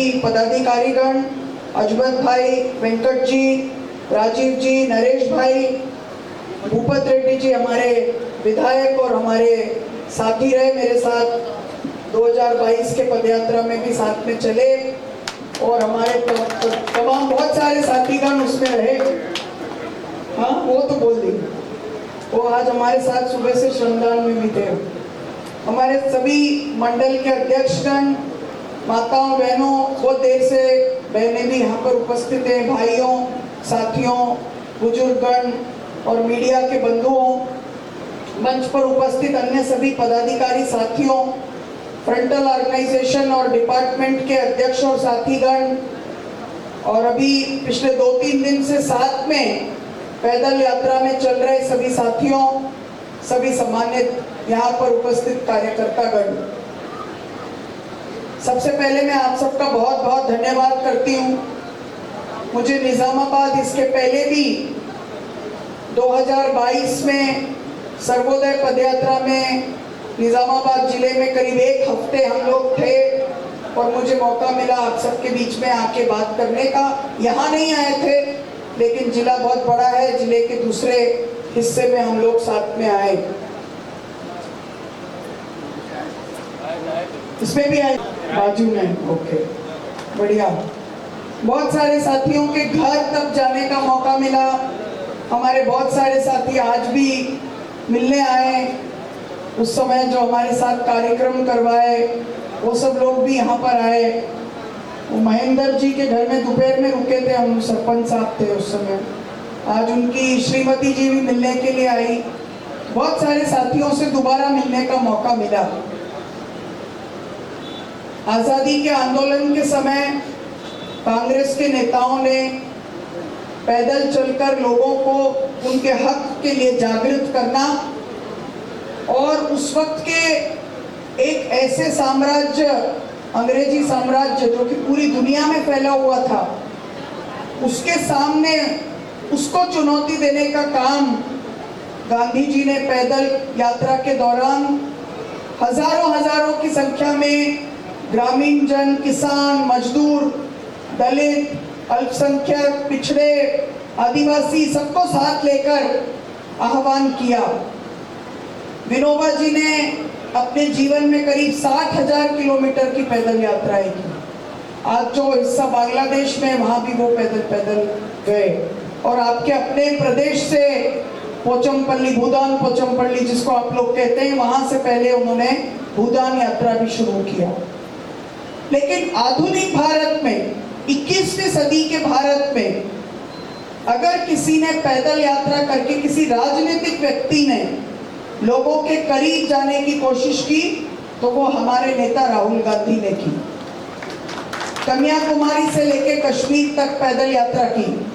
जब यात्रा शुरू हुई तो बहुत सारे मीडिया के बंधु, बहुत सारे कांग्रेस के भी साथी ये सोचते थे हफ्ते 10 दिन राहुल जी चलेंगे, उसके बाद वो चले जाएंगे, कांग्रेस के लोग चलते रहेंगे। लेकिन वो डटे रहे, पीछे नहीं मुड़े, चाहे पानी बरसा, चाहे बहुत धूप थी, गर्मी थी, उमस थी, कश्मीर में बर्फ पड़ रही थी, लेकिन वो चलते रहे। और उन्होंने हमको एक रास्ता दिखाया। माननीय खड़गे जी ने और राहुल जी ने हमको एक रास्ता दिखाया। जैसे सोनिया जी ने प्रधानमंत्री का पद ठुकरा कर हमको एक रास्ता दिखाया, हम सबको याद दिलाया कि भारत की जो परंपरा है वो त्याग की परंपरा है, भारत की जो परंपरा है वो सेवा की परंपरा है, भारत की जो परंपरा है वो तपस्या की परंपरा है, जिसके बारे में राहुल जी हर भाषण में हमको बताते हैं। तो वो परंपरा के तहत हाथ से हाथ जोड़ो कार्यक्रम, जय बापू, जय भीम, जय संविधान कार्यक्रम और प्रदेश कांग्रेस कमेटी के आह्वान पर जो जनहित पदयात्रा है वो भी उसकी कड़ी में जुड़ा हुआ कार्यक्रम है। उसमें मुझे भी आपके बीच में आने का मौका मिला। मैं सबको हमेशा ये बात बोलती हूँ, कांग्रेस पार्टी का कार्यकर्ता हो जाए तो आपको क्या गारंटी मिलती है?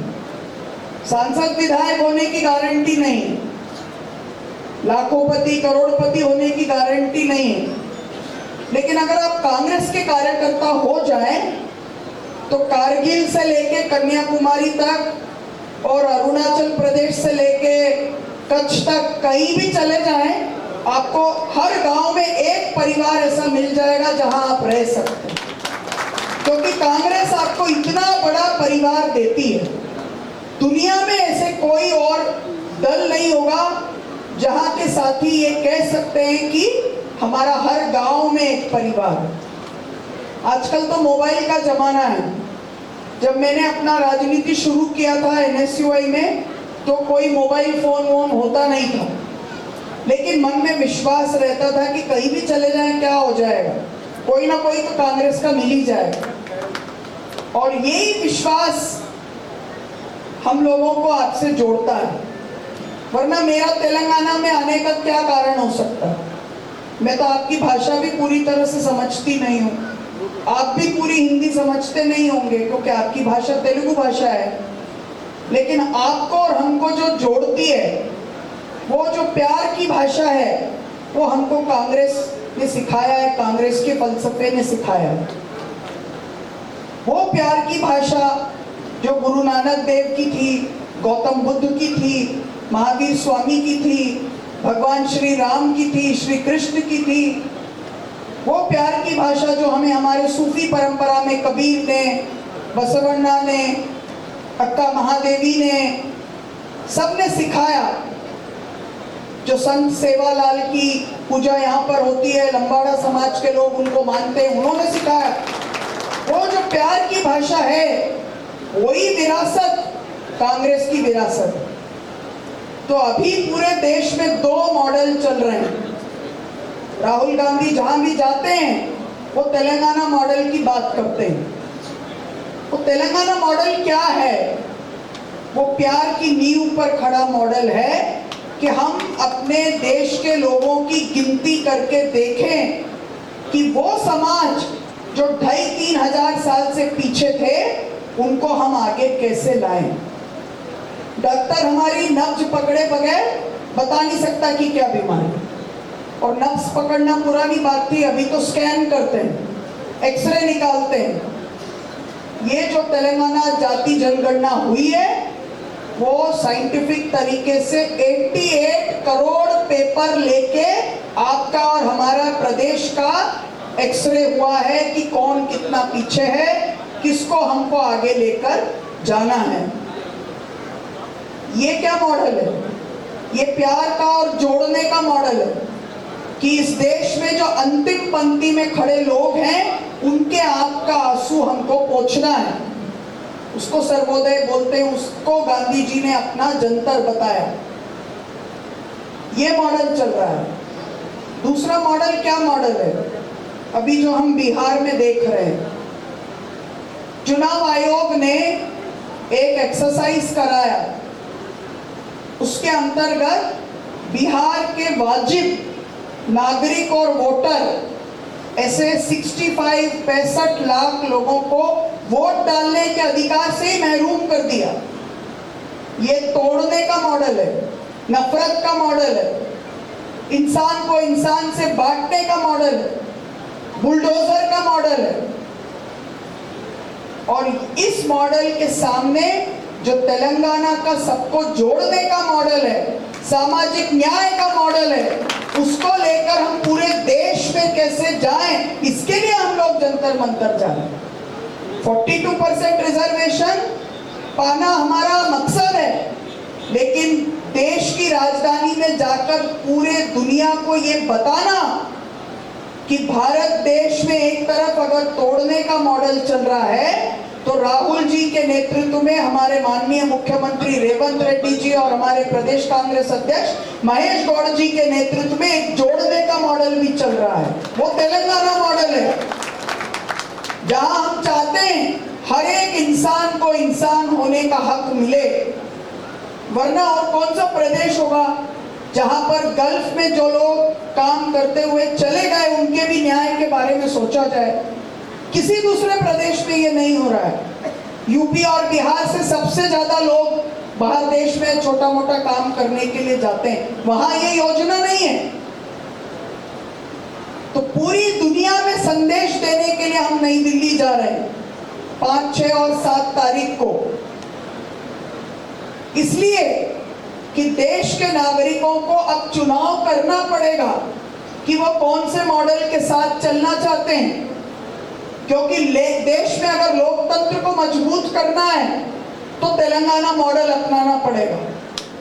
सबको जोड़ने का मॉडल, न्याय का मॉडल, हक का मॉडल, समता का मॉडल, बाबा साहेब ने जो मॉडल बनाया संविधान का वो मॉडल, पेरियार और नारायण गुरु ने हमको जो मॉडल सिखाया वो मॉडल, जो बापू ने सिखाया वो मॉडल, संविधान के सपनों के भारत का मॉडल, 21वीं सदी का जो राजीव जी का संकल्प था वो मॉडल। और दूसरा मॉडल जो नागपुर से निकलता है आरएसएस के मुख्यालय से, कि देश के नागरिक को नागरिक ही मत समझो, गरीब लोगों को बार बार परेशान करके उनसे कागज निकलवाओ और उनको नागरिक भी मत रहने दो। वो नागरिक ही नहीं होंगे तो सामाजिक न्याय नहीं, नागरिक ही नहीं होंगे तो उनका आर्थिक लाभ नहीं होगा, आर्थिक उनका सशक्तिकरण नहीं होगा, नागरिक ही नहीं रहेंगे, वोट ही उनके हिसाब से नहीं पड़ेगा, तो कल से उनको किसी भी प्रकार का कुछ भी राजनीतिक, सामाजिक, आर्थिक प्रतिनिधित्व नहीं मिलेगा। यहाँ दूसरी तरफ तेलंगाना मॉडल में हम ये चाहते हैं कि उनको राजनीतिक प्रतिनिधित्व ओबीसी को 42% मिले, वहां वो चाहते हैं कि जो प्रतिनिधित्व है वो भी कटे। तो ये हमको संदेश देने के लिए हम जा रहे हैं कि देश को पता चले कि इस देश में सिर्फ तोड़ने वालों की राजनीति नहीं है, जोड़ने वालों की और समावेश की राजनीति भी है। और वो राजनीति राजीव जी के बाद राहुल गांधी जी जिस तरह से सोनिया जी और मनमोहन सिंह जी ने किया वो कर रहे हैं। राहुल जी ने ओबीसी का महाअधिवेशन हुआ दिल्ली में, उसमें एक बात की, उसके साथ मैं अपनी बात खत्म करूंगी। उन्होंने कहा कि आज का जो दौर है वो डेटा का दौर है। डेटा मतलब क्या? सूचना। और यही बात आदरणीय प्रदेश कांग्रेस के अध्यक्ष ने माना कि गांव-गांव में अगर हमारी पंचायत की इकाई बनी, मंडल का यूनिट बना, तो वो जो डेटा है वो कांग्रेस को मजबूत करे। और इस डेटा की शक्ति को सबसे पहले इस देश में किसने पहचाना? राजीव जी ने पहचाना। ये जो आज हम सब सेल्फी ले रहे हैं, 80 के दशक में उन्होंने सूचना की क्रांति लेकर नहीं आए होते तो ना तो कंप्यूटर होता, ना तो हमारे हाथ में फोन होता, ना तो हम सेल्फी खिंचवाते। वो इसलिए किया कि सूचनाओं पर अधिकार केवल एक वर्ग का नहीं होना चाहिए, हम सबके पास होना चाहिए। तो ये एक नए राजनीतिक दशक की शुरुआत है। तेलंगाना बहुत खास है इस वक्त, पूरी दुनिया की नजर तेलंगाना पर है, सिर्फ देश की नहीं। जब पूरे दुनिया में हर देश दूसरे देश से अभी लड़ रहा है तो तेलंगाना पर सबकी नजर है कि हम कैसा मॉडल लेकर आएंगे जिसमें हर एक व्यक्ति का डेटा है, जिसके आधार पर हम उसके पिछड़ेपन को दूर करने की कोशिश करेंगे, योजनाएं लेकर आएंगे। और ये कांग्रेस के मुख्यमंत्री, कांग्रेस की कैबिनेट, कांग्रेस के प्रदेश के अध्यक्ष और नेता और हमारे तमाम एमएलए साथीगण और हमारे हजारों की संख्या में कार्यकर्ता बंधुओं ने किया। उसमें मुझे आपके बीच में यात्रा में आने का मौका मिला, मुझे आपके साथ आकर बहुत अच्छा लगा। बहुत बहुत धन्यवाद। जय हिंद, जय भारत। సభాధ్యక్షులు మోహన్ రెడ్డి గారు, ఏఐసిసి ఇన్ఛార్జ్ సోదరిమణి మీనాక్షి గారు, ఇన్ఛార్జ్ మంత్రివర్యులు సోదరిమణి సీతక్క గారు, పెద్దలు గౌరవనీయులు, నిన్న జన్మదినోత్సవం జరుపుకున్నటువంటి పూజ్యులు సుదర్శన్ రెడ్డి గారు, వారికి అన్ని ఉన్నాయి, కుబేరుడు, ఇంకా దీర్ఘ ఆయుష్ ఇచ్చి ఇంకా ఉన్నత పదవులకు పోవాలని మీ తరఫున నా తరఫున వారికి అభిలాషిస్తూ ఆకాంక్షిస్తూ, షబీర్ అలీ గారు ప్రభుత్వ సలహాదారులు, పార్లమెంట్ సభ్యులు శెట్కర్ గారు, ఏఐసిసి కార్యదర్శి సంపత్ కుమార్ గారు, ఈ కార్యక్రమాన్ని తన నియోజకవర్గం ఏర్పాటు చేసి అన్ని ఏర్పాటు చేసిన మిత్రులు భూపతి రెడ్డి గారు, శాసనసభ్యులు లక్ష్మీకాంతరావు గారు, మాజీ శాసనసభ్యులు ఆకు లలిత గారు, ఈ ఈరవర్తి అనిల్ గారు, బాలకొండ ఇన్ఛార్జ్, అదేవిధంగా ఆర్మూర్ ఇన్ఛార్జ్, నిన్న బృహత్తరమైనటువంటి పాదయాత్ర నిర్వహించినటువంటి సునీల్ రెడ్డి గారు, వినయ్ రెడ్డి గారు, CC bank chairman Ramesh Reddy గారు, అన్నిటికీ మించి పెద్దలు పూజలు మాకు తండ్రి సమానులు జీవన్ రెడ్డి గారు, తాహిర్ బిన్ అమ్దాన్ గారు, సాయిరెడ్డి గారు, ముప్ప గంగారెడ్డి గారు, ఈ జిల్లా కార్యకర్తలంతా సమిష్టిగా ఉండాలని చురుకైన కత్తి లాంటి వ్యక్తులు ఇక్కడ నియమించాం. చూసి రమ్మంటే కాల్తో వస్తారు. వల్మూరు వెంకట్ కానీ, అజ్మత్ హుసేన్ కానీ, రాజీవ్ కానీ, మా ఎడమ బుజ్జు ఎమ్మెల్యే కానీ, నరేష్ జాదవ్ కానీ వారిని ఇక్కడ నియమించడం జరిగింది. ఎప్పుడొక సందర్భంలో ముఖ్యమంత్రి గారు ఇన్ఛార్జ్ మార్పు విషయం వచ్చినప్పుడు ఆదిలాబాద్లో కొంత డిస్టర్బెన్స్ ఉంది, వీలైతే సీతక్క నిజామాబాద్ వేస్తే బాగుంటుందని చెప్పాను. వేసే ముందు కాదు, ఎప్పుడో 2-3 నెలల క్రితం సీతక్క గారి చేతులు మన జిల్లాను పెట్టారు. సీతక్క గారి గురించి తెలుసు మీ అందరికీ, నిన్న కూడా చెప్పారు. ఆనాడు అవసరమైనప్పుడు AK-47 నడిపి తర్వాత జీవన్ సమితిలోకి వచ్చి ప్రజల మన్నన పొంది ఎన్నోసార్లు శాసనసభ్యులలో ఇవాళ మంత్రిగా మన జిల్లాకి మన అక్కగా ఇక్కడికి వచ్చినందుకు వారికి నేను అభినందిస్తూ ఉన్నాను. PCC జిల్లా నుంచి ప్రజలు వచ్చినటువంటి కార్యవర్గ సభ్యులు, అదేవిధంగా రాజిరెడ్డి గారు, తాహిర్ అమ్దాన్ గారు, జావేద్ గారు, నగేష్ రెడ్డి గారు, హైదరాజ్ గారు, PCC ప్రధాన కార్యదర్శి భూపాల్ గారు, శేఖర్ గౌడ్ గారు, మాజీ శాసనసభ్యులు రవీందర్ రెడ్డి గారు, చంద్రమోహన్ గారు, అరికల నర్సారెడ్డి గారు, వార్షి శేఖర్ గౌడ్ గారు, ఇంకా చాలామంది మహిళా సోదరిమణులు చాలామంది ఉన్నారు ఇక్కడ. మాజీ జగిత్యాల చైర్మన్, మాజీ కామారెడ్డి చైర్మన్ జక్కాని అనిత గారు, అద్విని గారు, మా ఇందిర గారు, అందరికి కూడా పత్రికా విలేకరులు మీ అందరికీ కూడా నమస్కారం. ఇది PCC అధ్యక్షుడి జిల్లా, కాంగ్రెస్ జిల్లా, కాంగ్రెస్ కార్యకర్తల యొక్క కంచుకోట. ఇది పెద్ద సభ్యులకు ఒక మాట చెప్పినాను. ఇవాళ మేము వేదిక మీద ఉన్నామంటే మా కళ్యాణం జరిగింది అంటే అది మీ వల్ల. రేపు మీ కళ్యాణం మేము చేయాలి. పెద్దలు సుదర్శన్ రెడ్డి గారికి, లక్ష్మీకాంత్ గారికి, భూపతి రెడ్డి గారికి, శబిరెడ్డి గారికి, పోటీ చేసినటువంటి సునీల్ గారికి, వినయ్ గారికి మీ అందరికీ చెప్తా ఉన్నాను, ఇది మన బాధ్యత. రేపు వారిని అన్ని విధాలుగా ఆదుకొని గెలిపించే బాధ్యత మనది, మన కర్తవ్యం అనే మాట కూడా చిన్న చెప్తా ఉన్నాను. సీతక్క గారి సమన్వయంలో రేపు జరిగే ఎన్నికల్లో చాలామంది అంటారు కొత్త పాత అని. పాత వారికి ఉండే ప్రమేయము ప్రాముఖ్యత తప్పక ఉంటుంది. మేము కాన్స్టిట్యున్సీకి 2 డైరెక్టర్లు పోస్ట్ తీసుకుంటే ప్రతి చోట కూడా జల్లెడ బట్టి పాత వాళ్ళని ఎంపిక చేసాం. కొన్ని చోట్ల కొత్త వాళ్ళు వస్తే మళ్ళీ తీసి మళ్ళీ పాత వాళ్ళని ఎంపిక చేసాం.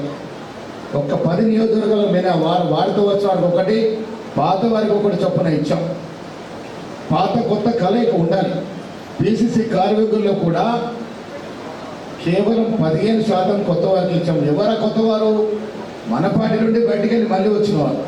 కానీ 85% PCCలో మీనాక్షి నటరాజన్ గారు, నేను 85% ఇచ్చినాం. పాత వారికి ప్రాముఖ్యత తప్పకుండా ఉంటుంది, కొత్త వారికి అవకాశాలు కూడా ఉంటాయి. ఇది కాంగ్రెస్ పార్టీ యొక్క సంస్కృతి. మిత్రులారా, జనహిత యాత్ర ఎందుకు చేపట్టాల్సి వచ్చింది? కొన్ని పత్రికలు ఇష్టం వచ్చినట్టు రాస్తూ ఉన్నాయి. ముఖ్యమంత్రి గారట పాదయాత్ర అడ్డుకోవాలన్నట, చాలా ప్రయత్నం చేశారట, ఆయన కూడా మేము చేస్తా ఉన్నమాట. అసలు ఏం జర్నలిజం ఇది? మిత్రులను తప్పు అనుకోవద్దు. జర్నలిస్టు నాకు అపారమైన గౌరవం. వాస్తవాలు రాయాలి. కొన్ని పేపర్లు ఇంత దిగజా రాయడం ఏంటి? అసలు దీని పూర్వోత్తరాలు తెలవాలి, మనకి కార్యకర్త తెలవాలి.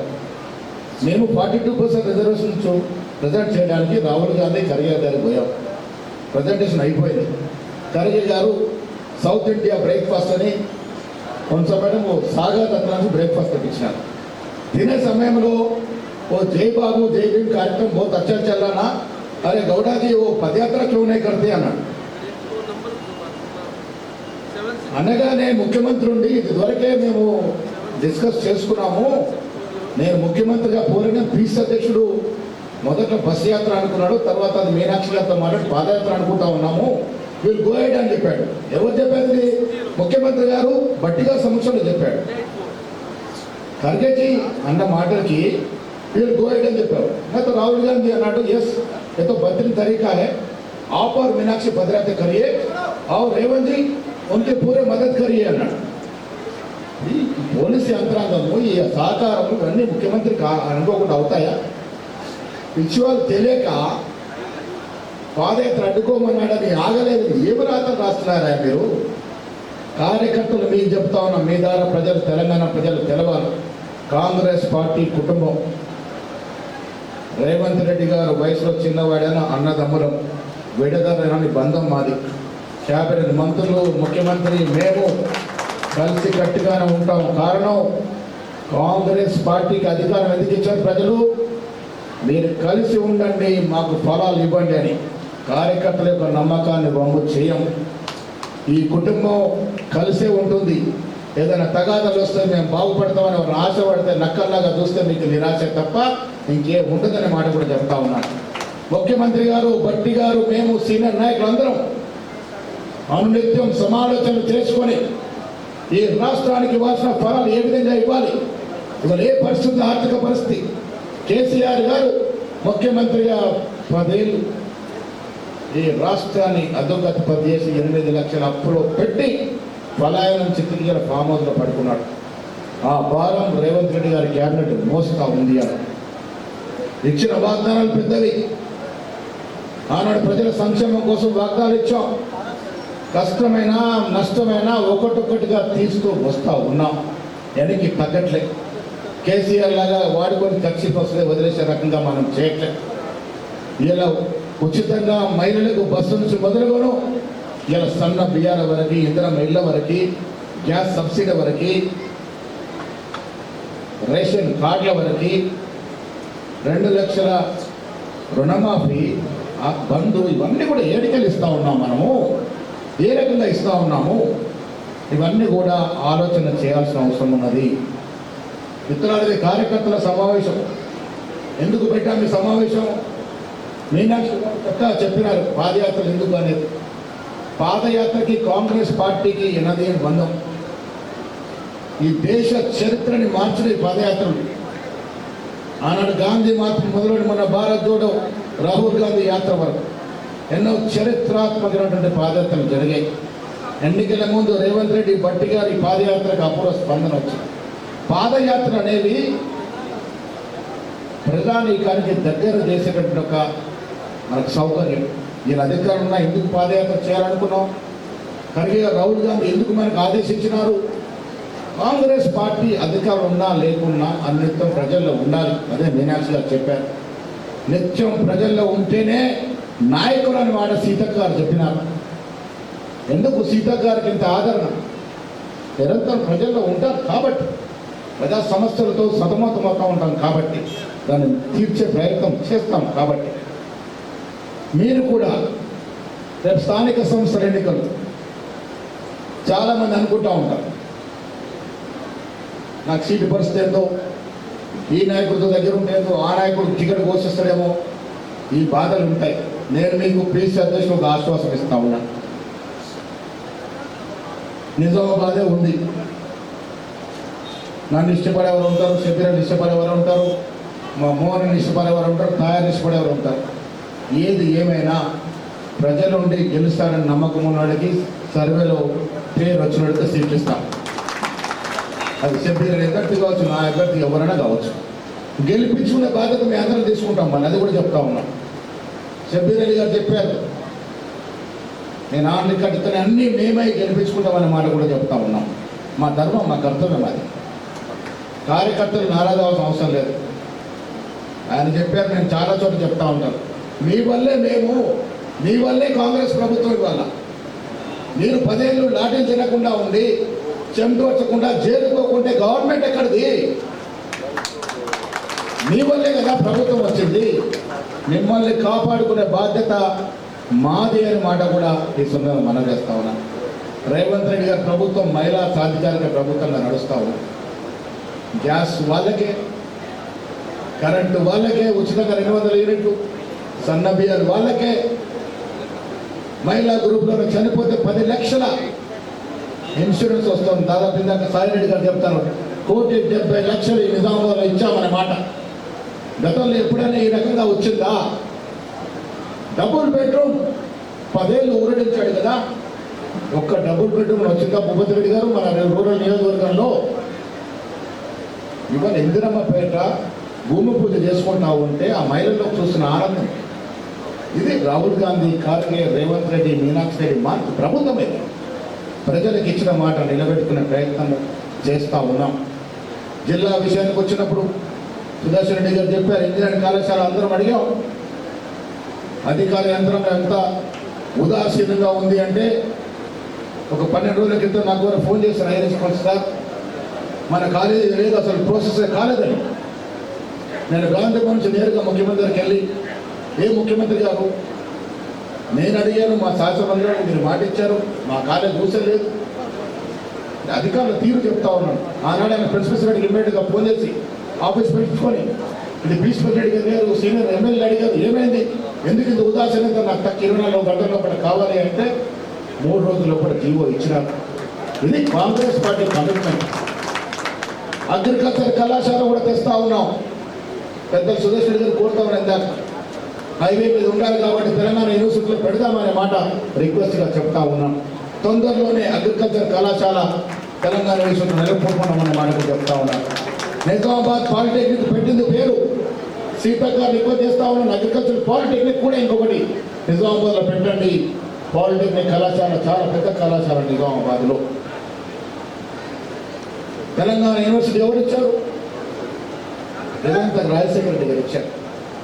మెడికల్ కళాశాల ఎవరిచ్చారు?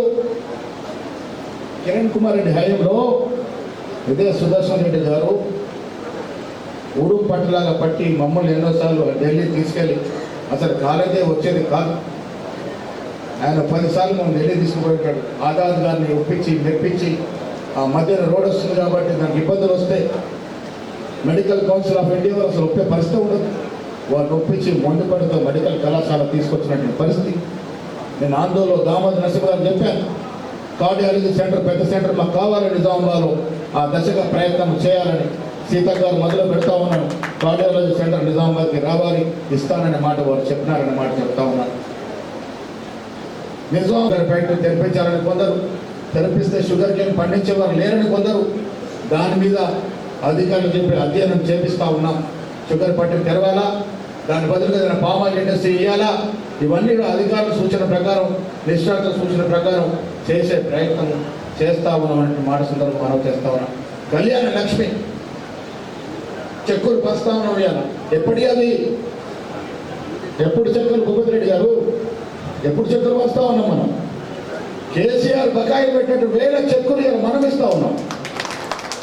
ఎంత దరిద్రంగా పాలన జరిగిందంటే 25,000 50,000 చెక్కులు ఇచ్చేటటువంటి పరిస్థితి లేకుండా కేసీఆర్ పాలన జరిగింది.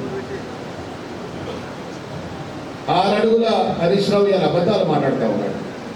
బంకచర్ల విషయంలో మన మీద తప్పు చేసినట్టు, నేను 6 అడుగులు, ఆ నల్గొండలో ఒక 3 అడుగులు ఉంటాడు, ఈ 6 అడుగులైనా ఆ 3 అడుగులైనా మాట్లాడుతున్నారు బంకచర్ల గురించి.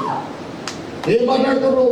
2016లో మంత్రిగా సుదర్శన్ రెడ్డి ఇరిగేషన్ మంత్రిగా చేసినారు.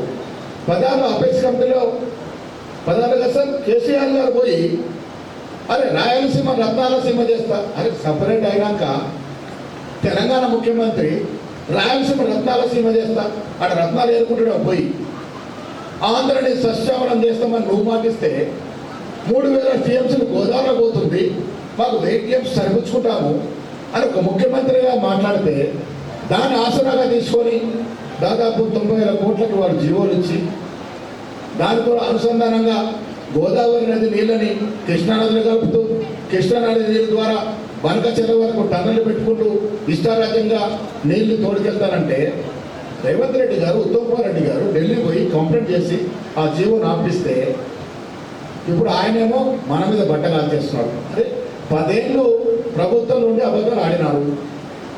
ఇంకా అబద్ధాలు ఆడితే ప్రజలు ఒప్పుకుంటారా? ఎట్లా ఒప్పుకుంటారా? నాకు అర్థం కాదు. ఇష్టారాజ్యంగా చేస్తారంటే ప్రజలు ఒప్పుకోరు. నిజాయితీ అవసరం రాజకీయ నాయకుడికి, నిబద్ధత అవసరం. ఒక మిత్రుడు ఎవరో కార్యకర్త మాట్లాడుతూ సోషల్ మీడియా గురించి మాట్లాడారు. మీరు చూస్తూ ఉన్నారు సోషల్ మీడియా ఏ రకంగా నడుస్తూ ఉందో. కేటీఆర్ గారు సంపాదించిన డబ్బుల నుంచి చాలా డబ్బులు పెడుతూ చాలా హ్యాండిల్స్ కొంటా ఉన్నారు. మా యూనివర్సిటీ గారికి బాగా ఐడియా ఉంది. ఇప్పుడు కూడా 100 కోట్లు పెట్టి తిమ్మిని బాంబింది ఉన్నది లేనట్టు లేదు ఉన్నట్టు ఫోటోలో అలగాలు మారిపోతాయి, వీడియోలో సౌండ్లు మారిపోతాయి. ఇష్టారాజ్యంగా ఎల్లో జర్నలిజం నడుపుతూ ఉన్నారు. సోషల్ మీడియా అనేది ఒక మంచి సాధనం. ఈ అధునాత ప్రపంచంలో, ఇంత develop science and technology develop అయిన ప్రపంచంలో సోషల్ మీడియా ఒక ఆధునాతన మనకి ఒక సాధనం. దాన్ని దురుపయోగం చేస్తూ ఉన్నారు. ఉల్టా మన గురించి మాట్లాడుతూ ఉన్నారు. తప్పులు వారి మామగారు నాకు మంచి మిత్రులు సుదర్శన్ రెడ్డి గారికి దగ్గర ఆప్తులు రామకృష్ణ రావు. అసలు ఆమె ఏ పార్టీలో ఉందో నాకే తెలియదు. ఇప్పుడు మీకేమైనా తెలుసో తెలియదు. కుల సర్వే గురించి రాహుల్ గాంధీ గారు ఆకాంక్షాలి రెడ్డి అయ్యి ఉండి కూడా ముఖ్యమంత్రి రేవంత్ రెడ్డి గారు దాన్ని ముందుకు తీసుకెళ్ళి గొప్ప విషయం. మీరంతా సపోర్ట్తో రేవంత్ రెడ్డి గారు సపోర్ట్ చేస్తారు. బీసీ రిజర్వేషన్ నేను కామారెడ్డిలో ప్రవేశపెట్టాను. సిద్ధిరామయ్య గారు మేమంతా ప్రవేశపెట్టాం. సిద్ధిరామయ్య గారు వచ్చినారు. తర్వాత నేను బీసీ అధ్యక్షుడు అయ్యాను. నేను రేవంత్ రెడ్డి గారు ఎన్ని మార్లు కూర్చున్నామో, ఎన్ని మార్లు దీన్ని ఎక్సర్సైజ్ చేశామో, ఎంత దీని మీద లోతుగా అధ్యయనం చేశామో, పొన్న ప్రభాకర్ సురేఖ బీసీ నాయకులను పిలిచి ఎన్నిసార్లు మీటింగ్ పెట్టామో, ఈ 42% రిజర్వేషన్ పెట్టడానికి క్యాబినెట్లో ఎన్నిసార్లు చర్చించామో, ఇవేమైనా కవితకి తెలుసా? ఇవన్నీ జరిగేటప్పుడు కవిత ఎక్కడ ఉంది? జైల్లో ఉంది. మరి ఆవిడ మనం మన ఆర్డినెన్స్ తీసుకొస్తే మేమంతేదో రేపు సంబరాలు చేద్దామని అనుకుంటా ఉంటే ఆ రోజు రాత్రే కలర్ పూసుకుంటా ఉంది. కలర్ కూడా మారిపోయింది, బ్లూ కలర్కి వచ్చేసింది, గులాబీ కలర్కి. సో ఈ విచిత్రం అంటే ఎవరో చేస్తే ఇప్పుడు కష్టపడ్డ వాడికి ఫలితం ఇవ్వాలి. నేను కవిత గారికి సోది అడుగుతాను మన జిల్లా కాబట్టి. 2014లో మీరు అధికారం నుంచి ముఖ్యమంత్రి అయిన తర్వాత ఒక్క మహిళ కూడా క్యాబినెట్లో లేకుంటే అడిగిన పాపాన పోలేను. 33% రిజర్వేషన్ 22% తగ్గించినప్పుడు అడిగిన పాపాన పోలే. బీసీలకు ఏం చేద్దాం నాయన, బయట బీసీలు అంతా అడుగుతారు, ఎప్పుడు అడిగినావా? ఎప్పుడు అడగలే. ఇవ్వాలంటే ప్రేమగా వస్తుంది బీసీల గురించి. అసలు నా వల్లే ప్రభుత్వం చట్టం చేసిందంటే అంతకన్నా జోక్ ఏముందో నాకు అర్థమవుతలేదు. ఇలా హరీష్ రావు కేసీఆర్ మాట్లాడుతూ ఉన్నారు బీసీల గురించి. నట్టెట్ట ముంచింది. కేసీఆర్ శాంపుల్స్ ప్రభుత్వం నడిపిండు. ఫలానా చోట ఎలక్షన్ అంటే అక్కడ ఏ జనం ఎక్కువ ఉంది, హుజురాబాద్ ఎలక్షన్, ఎస్సీ జనాభా ఎక్కువ, దళిత బంధు ఇచ్చింది లేదు, సచ్చింది ఇప్పుడు చెక్కులు మురుగుతూ ఉన్నాయి. 7 ఎలక్షన్ బీసీ బంధు, ఎన్నికలు ఉంటే నిరుద్యోగ వృత్తి, ఉద్యోగాలు. అదే ఇంత అబద్ధాల కోరు ముఖ్యమంత్రి ప్రపంచంలో కూడా ఉండడు.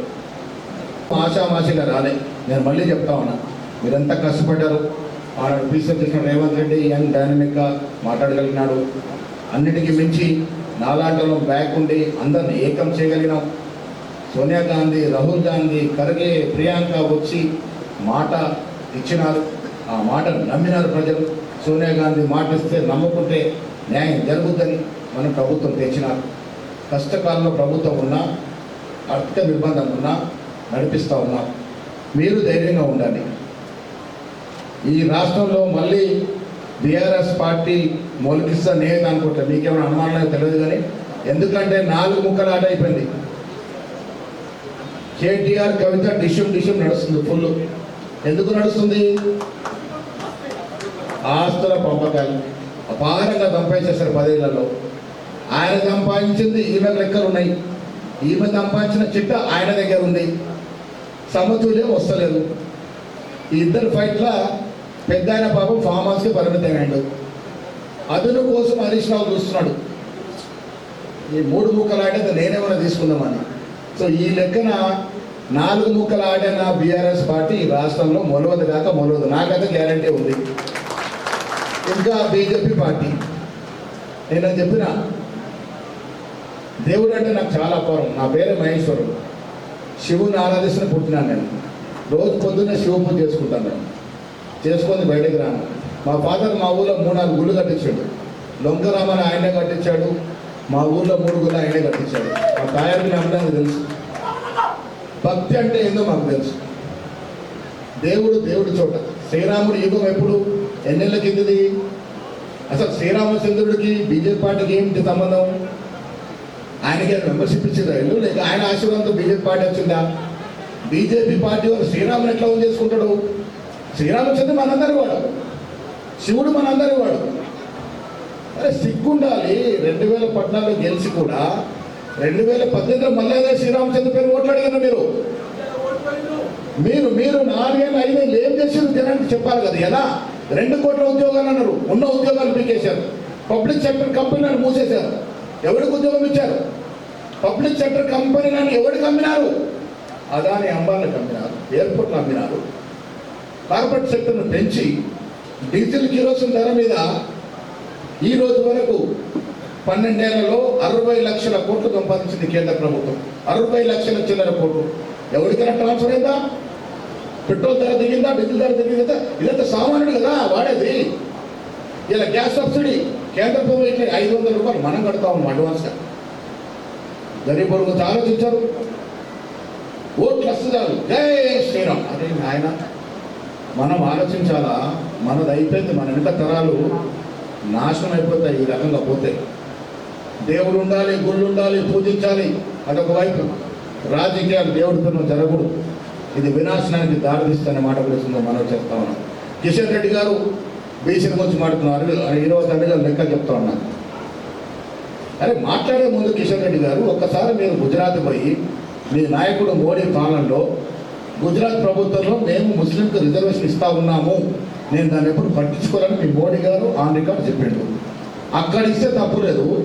ఇక్కడ 57% రిజర్వేషన్ ముస్లిం ఉన్నారు కాబట్టి సపోర్ట్ చేయాలి. బుద్ధి జ్ఞానం అని మాట్లాడుతున్నారా మీరు? ఎప్పుడైనా మీరు పని చేసి గెలిచినారా? దేవుడి పేరు గెలిచిన మీరు ఇలా ఉత్తరప్రదేశ్లో ముస్లిం రిజర్వేషన్ ఇస్తున్నారు. మీ ప్రభుత్వం ఉంది. పక్కన ఆంధ్ర రాష్ట్రంలో చంద్రబాబు మీ పొత్తుంది, ఆడ ముస్లిం రిజర్వేషన్ ఇస్తున్నారు. మధ్యప్రదేశ్లో ఇస్తున్నారు. ఆడ తప్పు లేదు, కానీ ఈడిస్తే మేము సపోర్ట్ చేయాలంటే మీరు ముస్లిం తీసేయాలి అంటాడు. అంటే ముఖాలకు అడ్డం పెట్టడం అనేది చేసే చేత కాదు. బీజేపీ ఎమ్మెల్యేలు సపోర్ట్ చేశారు మనకు అసెంబ్లీలో 42% రిజర్వేషన్. అప్పుడు ఢిల్లీ పోతే ముఖాలు అడ్డిస్తున్నారు. ఎవరికి భయపడి? కిషన్ రెడ్డికి, వాళ్ళకి భయపడి. నేను బండి సంజయ్ గారిని అడుగుతా ఉన్నా, అరవింద్ గారిని అడుగుతా ఉన్నా, ఈటల రాయని అడుగుతా ఉన్నా. మీరు బీసీలే కదా, బీసీలు ఏమైనా గొప్పగా చెప్పుకుంటారు కదా. అరే దమ్ము, ధైర్యము, చీము, నెత్తురు లేదా మీకు? కిషన్ రెడ్డి ఇట్లా మాట్లాడుతుంటే ఖండం చేయరా? రామచంద్రరావు బీసీలకు రిజర్వేషన్ సాధ్యమే కాదన్నప్పుడు మీరు ఎందుకు నోరు మూసుకుంటా ఉన్నారు? బీసీ బిడ్డలు కాదా మీరు? దమ్ము ధైర్యం లేదా? చావా చచ్చిందా? ఎందుకు మాట్లాడలే? బీసీ ఎమ్మెల్యే ఎందుకు మాట్లాడలే? అరే రెడ్డి ముఖ్యమంత్రి అయ్యండి, కుల సర్వే చేసి బీసీలకు రిజర్వేషన్ ఇస్తారు ముందుకు వస్తా ఉంటే సపోర్ట్ చేయాల్సిన బీసీ ఎంపీలు, బీసీ ఎమ్మెల్యేలు ఎందుకు నోరు మూసుకొని కూర్చుంటారు?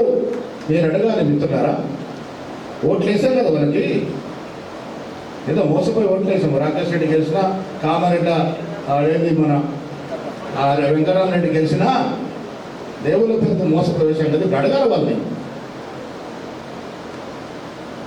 సీతక్క చెప్పినప్పుడు రాజకీయ నాయకుడు అంటే అవసరానికి దేవుళ్ళు వాడుకోవడం కాదు, సత్తా ఉండాలా, రాజకీయ లక్షణం ఉండాలా, దమ్ము ధైర్యం ఉండాలా, ఆ తెగింపు ఉండాలా, అనునిత్యం ప్రజల్లో ఉండాలా. వాడే నాయకుడు. రేవంత్ రెడ్డి గారు ముఖ్యమంత్రిగా, భట్టి గారు ఉప ముఖ్యమంత్రిగా, నేను పిసిసి అధ్యక్షుడిగా మీ అందరికీ మాటిస్తున్నాము. ఇది ప్రజల ప్రభుత్వం. ఇది 5 ఏళ్ల కోసం వచ్చిన ప్రభుత్వం కాదు. ఇందాక మా మిత్రుడు చెప్తాను, ఇంకా 10 ఏళ్ళు అంటే 15-17 ఏళ్ళు మనం అధికారంలో ఉంటాం. కారణం కూడా చెప్తా. మనం ఇచ్చే సంక్షేమం ఏ ఇతర రాష్ట్రంలో ఇవ్వట్లే. సన్న బియ్యాలు అనేది ఆషామాషి కార్యక్రమం కాదు. ఇంధన ఇల్లు అనేది ఎవరు కళ్ళు కూడా ఊహించుకోలే. ఉచిత బస్సు అనేది కర్ణాటక మనమే ఇస్తా ఉన్నాం ఈ దేశంలో. మైళ్ళు కాలరెత్తుకొని గర్వంగా పోయే పరిస్థితి కలగజేసినాం. అందుకే చెప్తా ఉన్నా, టీఆర్ఎస్ పార్టీ 4 ముక్కలైంది. తలో దారి చూసుకుంటారు. టీఆర్ఎస్లో నాయకులు కొంత ఇటు కొంత అటు జాయిన్ అవుతారు, అది క్లియర్. పార్టీ అయితే ఉండదు. ఇంకా బీజేపీ తెలంగాణ రాష్ట్రం భౌగోళికంగా తీసుకున్నా, చారిత్రకంగా తీసుకున్నా, సాంఘిక పరంగా తీసుకున్నా బీజేపీ ఇక్కడ అధికారంకి వచ్చే పరిస్థితులు లేవు. ఎందుకంటే ఇక్కడ ఉన్నటువంటి పాపులేషన్ కాన్స్టిట్యూయెంట్స్ అలా ఉన్నాయి. బీజేపీ ఎక్కడో అక్కడ 4-5 సీట్లు తప్ప రాష్ట్రంలో అధికారం వచ్చే పరిస్థితి లేదు. ఇంకా దేవుడు గుళ్ళ పేర్లు ఓట్లాడితే ప్రజలు నమ్ముతారని అనుకోవట్లేదు. ప్రజలు వివేకంగా తెలంగాణ ప్రజలు అడుగుతారు మీరు ఏం చేశారని. ఇలా చేసి చూపిస్తూ ఉన్నాం. కాంగ్రెస్ పార్టీ ఇచ్చిన మాట నిలబెట్టుకుంటా ఉంది. కుల సర్వే దేశం రాహుల్ గాంధీ నినాదం, జిస్కి జితని ఆబాదీ ఉనికి ఉతని భాగీదారి.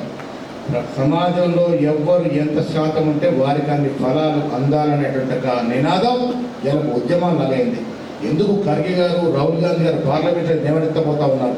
ఎందుకు రేవంత్ రెడ్డి గారు 6 తారీఖున ఢిల్లీలో మనందరితో ధర్నా కూర్చోబోతా ఉన్నాడు? రేపు కార్యకర్తతో ట్రైన్ పోతా ఉంది ఢిల్లీకి.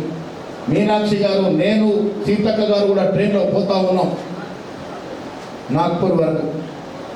ఎందుకు పోవాల్సి వస్తూ ఉంది? కేంద్రానికి కనువిప్పు కావాలి. రాహుల్ గాంధీ పదే చెప్తున్న తెలంగాణ మోడల్, తెలంగాణ ముఖ్యమంత్రి చేసిన తీరు అన్నిట్లో జరగాలని కేంద్రానికి కనువిప్పు కావాలి. మోడీ గారు బీసీని తెచ్చుకుంటాడు. ఏం చేస్తున్నాడు? బీసీకి ఏమేలుగా పెడుతున్నాడు? ఇలా తెలంగాణ బీసీల కోసము రేవంత్ రెడ్డి నేతృత్వంలో ధర్నా జరగబోతోంది. మీనాక్షి నటరాజన్ గారు నాయకత్వంలో మేమంతా పోతా ఉన్నాం. శాసనమండలి సభ్యులము, నాయకులు అందరం పోతా ఉన్నాం. ఇది కమిట్మెంట్. కాంగ్రెస్ పార్టీ ఇచ్చిన కమిట్మెంట్ ప్రకారము ఫుల్ఫిల్ చేసే దశగా మేము పోతా ఉన్నాం. మనకు తోడుగా ఖర్గే గారు ఉన్నారు, రాహుల్ గాంధీ గారు ఉన్నారు, సోనియా గాంధీ గారు ఉన్నారు. ఇది కాంగ్రెస్ పార్టీ. ఇప్పటి ముప్పటిగా అబద్ధాలు చెప్పి జారవిడిచే పార్టీ కాదు. కేంద్ర నాయకత్వం ఉంది. మా మీద అజమాయిషీ ఉంటుంది. ఒళ్ళు దగ్గర పెట్టుకొని పనిచేస్తూ ఉన్నాం. ప్రజలకు ఇచ్చిన ప్రతి మాటని ముందుకు తీసుకెళ్తూ ఉంటాం. మీనాక్షి నటరాజన్ గారు మనకి ఇన్ఛార్జ్గా ఉన్నారు. ఎన్ఎస్యూఏలో అఖిల భారత అధ్యక్షుడు మాతో పాటు పనిచేసినటువంటి గొప్ప నాయకురాలు. మీ అందరూ తెలియదు కాదు, పరిపూర్ణ గాంధీయవాది. నేను మొన్నటి నుంచి మీనాక్షి నటరాజన్ గారిని మీనాక్షి గాంధీ అనే పిలుస్తూ ఉన్నాను. మీనాక్షి గాంధీ గారు నిజాయితీ, నిబద్ధతకి నిబద్ధమైనటువంటి మీనాక్షి నేతృత్వంలో మేమందరం కూడా ఒక కార్యకర్త స్థాయి నుంచి స్థాయికి వచ్చాం. గొప్ప విషయం. ఇది కాంగ్రెస్ పార్టీలో సాధ్యమవుతుంది. మారుమూల నాగాంచంలో పుట్టిన నేను, ఎన్ఎస్యూలో కార్యకర్తకు వచ్చిన నేను ఇలా రాష్ట్రానికి పీస్ అధ్యక్షుడు అంటే అది కాంగ్రెస్ పార్టీలోనే సాధ్యమవుతుంది. ఓపిక కావాలి. ఓపిక ఉంటే కాంగ్రెస్ పార్టీలో ఏదో ఒక రోజు మనం పల్లెకి ఎక్కుతాం. అది మాత్రం గ్యారంటీ. ఇలా సురేష్ శెట్కర్ గారు యూత్ కాంగ్రెస్లో మాతో పాటు పనిచేశారు. ఓపికత ఉన్నారు కాబట్టి పార్లమెంట్ సభ్యుడైన తర్వాత ఎమ్మెల్యే అయిన మళ్ళీ ఇలా పార్లమెంట్ సభ్యుడైన. వాళ్ళ ఫాదరు, వాళ్ళ తాతగారు కూడా కాంగ్రెస్ రాజకీయాలు ఎమ్మెల్యేగా చేశారు. సో రాజకీయాల్లో ఓపిక ఉండాలి. ఓపిక ఉంటే ముందుకు పోతా ఉన్నటువంటి మాట సందర్భం చేస్తూ మిత్రుడు సంపత్ కుమార్ గారికి ఉన్నారు, మా ఏఐసీ సెక్రటరీ. ఖర్గే గారు తెలుపుకుంటే వాడినే కలుస్తాం మేము. సౌత్ ఇండియా ఖర్గే గారు ఆయన అందుబాటులో ఈయన కలుస్తూ ఉంటారు. సో